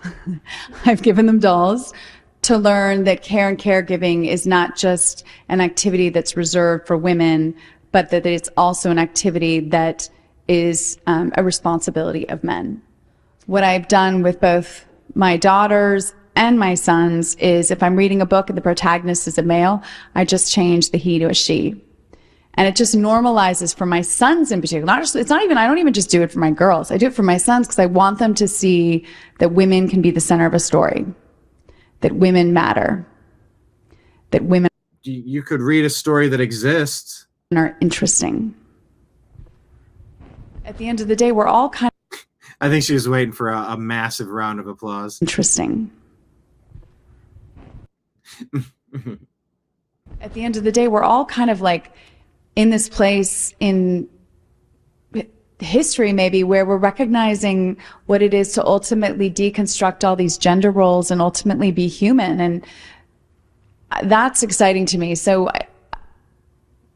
you know, I'll just continue to kind of do my work and try and deconstruct all of these like limiting narratives about ultimately what it means to be human. Okay. Thanks for that. She's as kooky as Gavin. Man accused of randomly beating a gas station clerk to D with a hammer after smashing her car windshield. Fort Myers police say suspect now in custody at a homicide in a Chevron gas station at Dr. Martin Luther King Jr. Boulevard.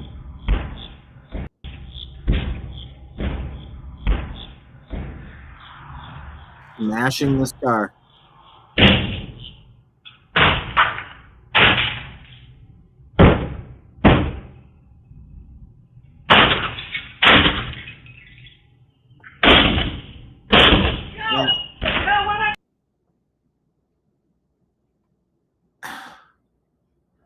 So what would you do in this situation? Would you bring your self-defense with you?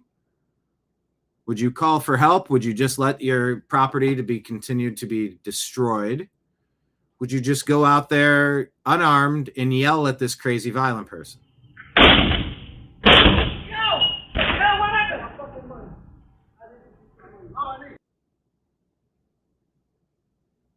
I'm glad the audio is muted, and I'm glad that I can't see what's happening here.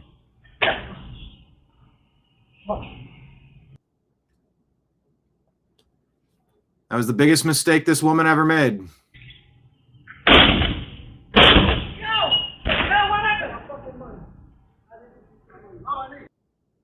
Yo, what happened?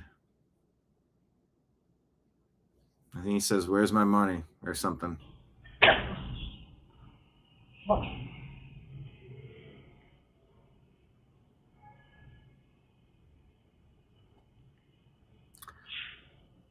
TNAM Steel Garage in Montana, Florida. You can deal locally with Eversafe Building. Our South Florida offices are based in Palm Beach County. All our crews are Florida-based, insured, and licensed with the state. See what our local Loxahatchee customers have to say about their experience with Eversafe. I purchased my buildings and Eversafe buildings back in 2018 to run a wood shop out of my home. I purchased my buildings and Eversafe buildings back in 2018 to run a wood shop out of my home. Okay, just a reminder, don't put yourself that close, especially if you don't have a tool for self-defense. Rock, paper, scissors. What takes care of a hammer? So just, I mean, this woman thought by yelling at this guy, he would be startled off. Oh, I thought you would have run off by now. That did not happen, so learn from this. Never approach a madman or a demon without a weapon to defend yourself. And yeah, British citizens calling for King Charles to abdicate amid huge backlash following an announcement he will not be giving an Easter message this year. Should Charles hand over the throne? Hollywood's job market is collapsing. Days of on-location production activity in Los Angeles went from 18,000 days for television to 6,500. That's a like 2/3 drop. 20% drop for other, 50% drop in commercials, 30% drop in feature films. They killed the goose that laid the golden egg. Todd Blanche says, Pam Bondi led this department with strength and conviction, and I'm grateful for her leadership and friendship. Thomas Massey says, congratulations, AG Blanche. Now you have 30 days to release the rest of the files before becoming criminally liable for failure to comply with the Epstein Files Transparency Act.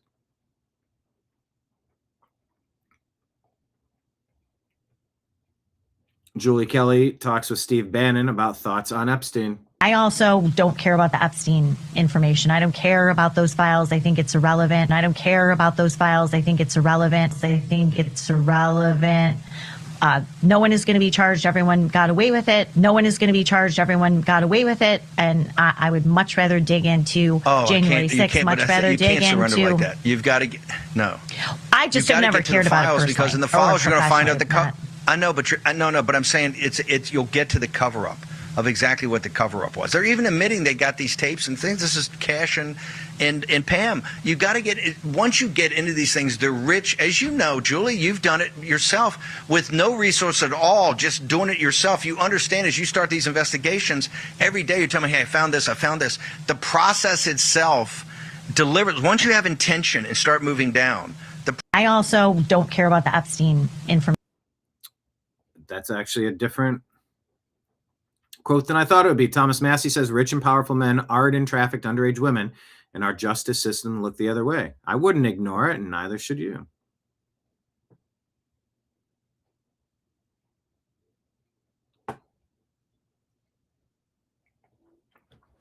Laura Loomer says, DOJ in crisis. Well, here, let's just listen to her. She has thoughts. There's a lot of typed stuff here. Stanley Woodward, who is a senior counselor to the president in the White House, who he was also just recently nominated by President Trump to be the Associate Attorney General at the DOJ, which is the third most powerful position at the DOJ. Now, Stanley Woodward is married to a woman by the name of Kristen McGow, And I posted a tweet about this. Kirsten McGow, the radical leftist wife of Stanley Woodward, President Trump's progressive Democrat nominee for Associate Attorney General at the DOJ, once testified in support of Black Lives Matter in 2023. And she took responsibility on video for the giant Black Lives Matter painting that was painted in front of the White House during the first Trump administration. You know that really big, giant Black Lives Matter sign that's on the street? And then Donald Trump's White House wanted it to be destroyed, right, when he was inaugurated a second time around. Well, the wife of the man who has been nominated to be the Associate Attorney General, both of them are progressive liberals. Okay, we're going to get into this too. But let's talk about the wife first, and then we'll get into her husband. In her testimony, Kristen argued in support of Black criminals locked up in D.C. and argued that their imprisonment was racist and reminiscent of Jim Crow laws. Her testimony was intended to help reform the criminal code for Blacks in D.C., where violent crime primarily carried out by Black men in Washington, D.C. has skyrocketed. I have exclusively uncovered written and oral testimony in support of BLM on video made by Kristen McGow in 2023. She is the wife of Stanley Woodward, the current nominee for Associate Attorney General at the DOJ, which is the number 3 top position at the DOJ under Attorney General and Deputy Attorney General. So this is a very powerful position for a radical progressive leftist to have. And, you know, his wife is a lawyer in Washington, D.C. Kristen McGow worked with a group that actually sued President Trump. We're going to get into this later. I'm going to show you all these receipts. But again, I said earlier today, it's important who your wife is affiliated with. And if she's working with a group that's, you know, I always take these associations, I don't worry about it too much until we can confirm that they're as direct as they need to be. It is possible that she was directly opposed with Trump and trying to take him down and sue him into oblivion. But maybe she just worked somewhere and something was happening. I'm open to some wiggle room on that. But it definitely shows that if your significant other is on that path, I mean, that stuff impacts the spouse every time. when I broke this story, the vetting crisis is starting to look more and more like deliberate sabotage of Donald Trump by members of his own staff. Scroll down. As I exclusively reported, Kristen's husband, Stanley Woodward, has donated to Barack Hussein Obama 15 times, but he has never once donated to President Donald Trump. All right. Stay tuned. Publius says, here's a December 2024 flashback. During Todd Blanche's nomination process for Deputy AG, he was caught having lunch with CNN's Caitlin Collins in Palm Beach. Is that her? Maybe. Blanche was a registered New York Democrat for decades until he switched to Republican in 2024. He started defending Trump and moved to Florida. DOJ sources allege Blanche is the main roadblock killing Trump's agenda, shut down the DOJ's weaponization task force. This all according to Publius. He shut down the DOJ's weaponization task force, sidelined loyalist Ed Martin, iced the Epstein files, blocked prosecutions of Biden officials, deep state prosecutors, and Antifa terrorists. Blanche refuses to investigate Trump's enemies like Jack Smith because he views it as an abuse of power. Now, hours after Pam Bondi's ouster, he's stepping in as Attorney General. It's a big club and you ain't in it.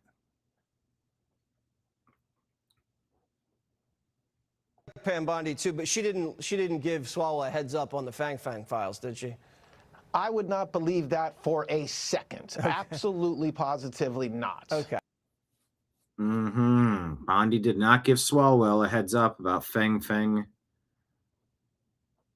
file release.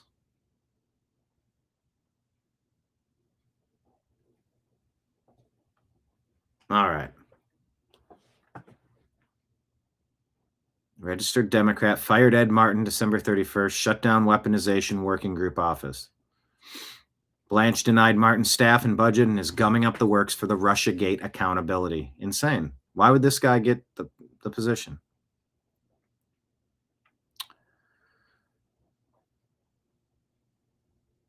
Well, justice not served. NYPD commissioner says murder, acquittal, and killing of a cop was a gut punch to the city. Heartbreaking photo of Stephanie Diller reacting to her husband's murderer being acquitted of first-degree murder by a functionally illiterate jury. God help us. They're hanging you out to dry. You know, how much are you supposed to stick your neck out when you know you're going to get destroyed for it?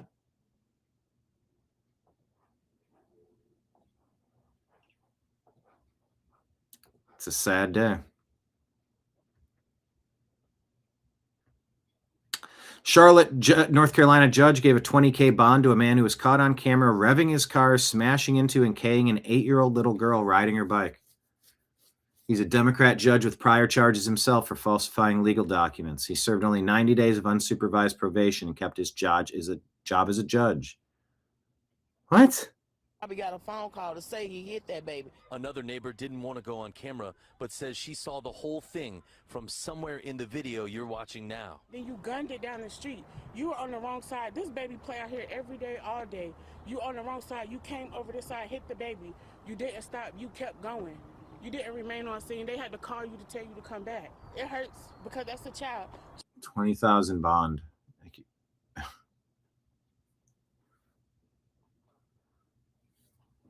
Elon pointing out South Africa has extremely racist laws. Black economic empowerment that discriminates against whites.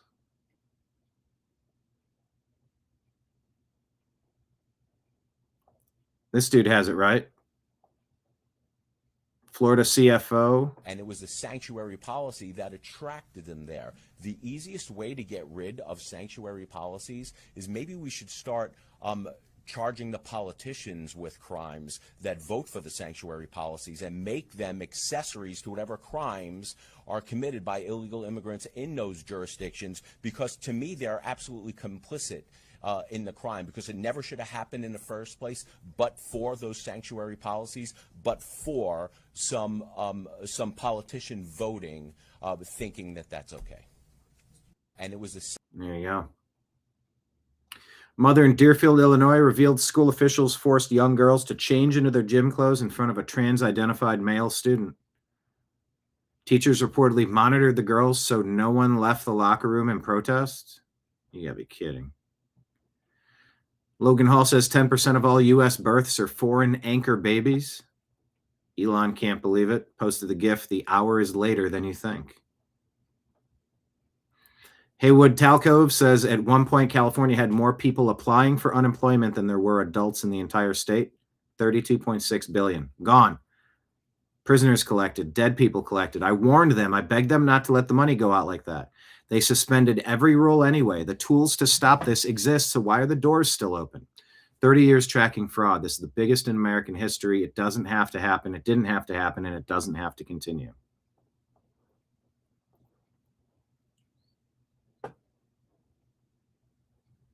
Check in on Buckingham Palace. Salamu alaikum. Ramadan Mubarak. Ladies and gentlemen. Okay. Not doing an Easter message this year. Brianna Morello says 53% of voters say if the Senate fails to approve requirements for American citizenship and photo ID to vote, despite overwhelming bipartisan public support, they believe it shows the U.S. Senate really doesn't care about what the voters want. In January, 74% supported requiring identification at polling places. C3 says Gavin Newsom signed SB 1174 to make requiring voter ID illegal. Yes, you read that correctly. It's illegal to require ID. Voter fraud in California is a sanctioned state policy. This is where the New American Media asks Ticketmaster, should we ban concert ID and make it illegal to ask if attendees have tickets? California and the Democrats are insane cheaters. Torrey Pines high school student who was suspended for making a We Love ICE poster had his suspension expunged from his record.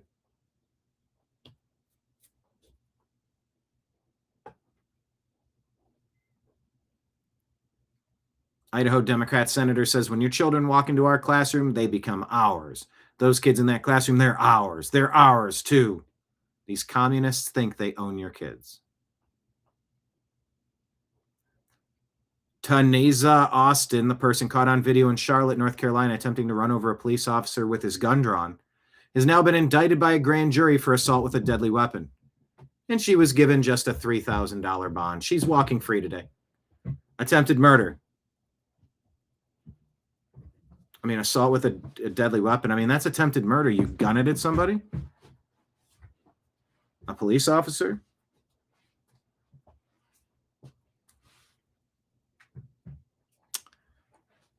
FBI raid in California, discovery of a massive hospice fraud.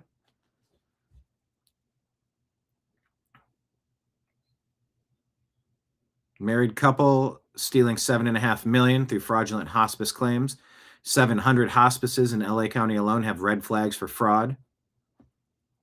FBI says additional arrests are expected.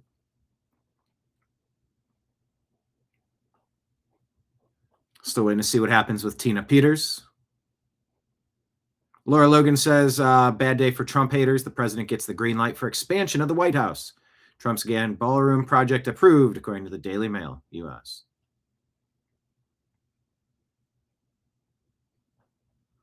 Artemis 2 pilot Victor Glover is asked a question. It is a big question, and I want to. What is the question? Highlight, I guess, maybe one facet of this is the tension, I call it. I live in this, A reporter allegedly asked about skin color. This dichotomy between happiness that a young woman can look at Christina and just physicalize her passion or her interest, or even if it's not something she wants to do, she can just be like girl power, and that's awesome. And that young brown boys and girls can look at me and go, hey, he looks like me and he's doing what? And that's great. I love that. But I also hope we are pushing the other direction, that one day we don't have to talk about these first, that one day this is just, and I listen to this, that this is the human history. It's about human history. It's the story of humanity, not black history, not women's history, but that it becomes human history. That sounds all right to me.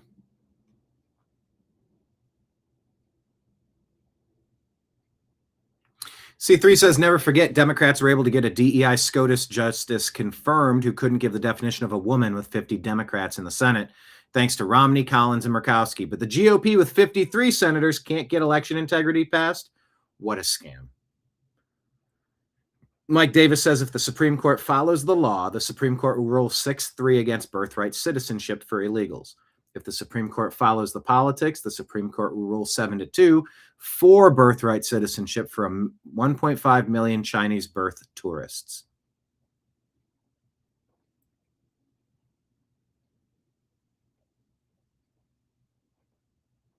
All right, let's end on Jonathan Turley talking about birthright citizenship for the day. I don't know anyone who believes that the framers would have embraced what we have today. We have become the world ship of fools. I mean, you have China that is virtually mocking us. They have hundreds of these companies that solely arrange for Chinese citizens to give birth in the United States. It's done in the open. And very much in the open. Everybody knows about it if you're paying attention. I can vouch for this. And it's making us into a laughingstock, but it also has robbed us of control over what it means to be a citizen in this country. The day is not over for the government. It's still possible that they could win, but this was not a promising oral argument in that sense. So we have to look at where we go from here. And many of us believe we need to deal with this problem, and that may require a constitutional amendment. We shall see on birthright citizenship. C. Noble says, hi from Montana. You've been shadow banned. Just got back from 2017. Welcome back. Hello from Montana. Hey, Monday through Friday, we go live at noon. The show may go early morning. It may go late evening, but we do 5 days a week, 2-hour shows, roughly, covering the news. Please follow us on all the platforms. Friendly reminder, you can drop Rumble rant tips and Super Chat tips. You can become a monthly subscriber on Patreon, YouTube, and Rumble to support the show. Look at what C. Noble is saying from Montana. Good to have you, by the way. Welcome back. You said you haven't seen us from since 2017. What do you remember about us from 2017? This is great. What videos brought you in, or what did you follow, and what did you watch? But I talk about this all the time. I mean, thousands and thousands and thousands and thousands of subscribers that can't see our stuff. They're not notified that we're existing, that we're live, we have new videos. It's just unseen. We've been memory holed, shadow banned, demonetized. It's been, and I traditionally try to keep from making excuses and whining about things that I can't control. And I don't want to try to pin failures on anything outside of my external orbit, which has made this particularly difficult because it's been so incredibly obvious that it has not been a level playing field. From old Facebook post from 2017. Welcome back, C. Noble from Montana.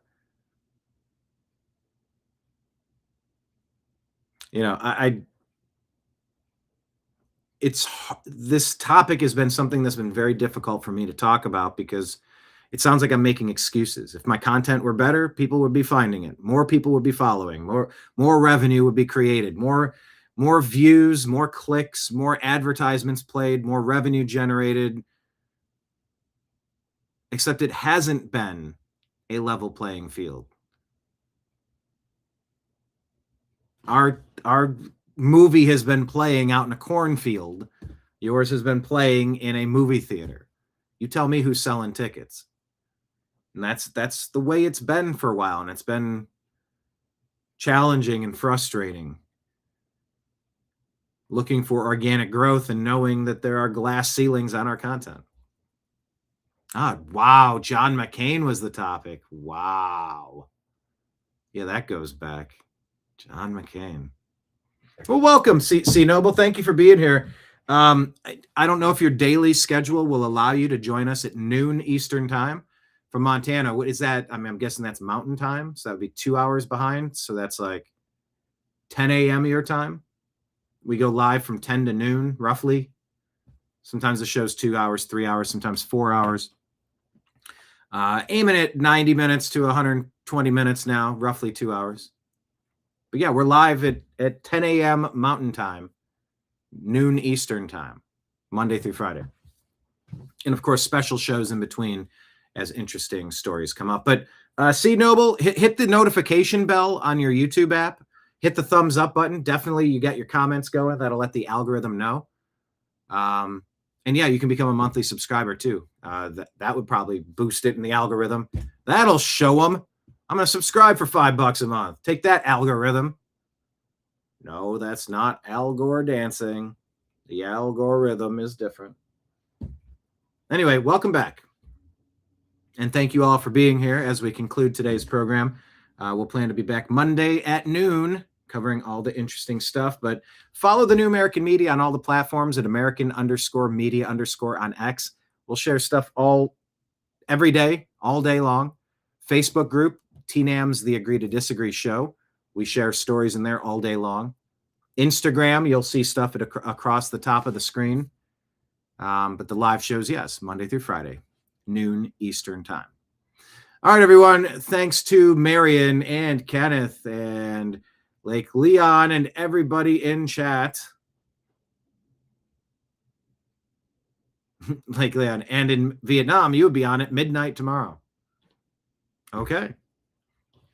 From the future. It's like I went to the Artemis 2 spacecraft and I came back in the future. All right, everyone. Signing out. CBI chip, look into 1970. To be continued. Signing out on behalf of everybody out there in the TNAM universe. I appreciate you. I love you. And we will talk to you again soon. Take care, everybody. Peace.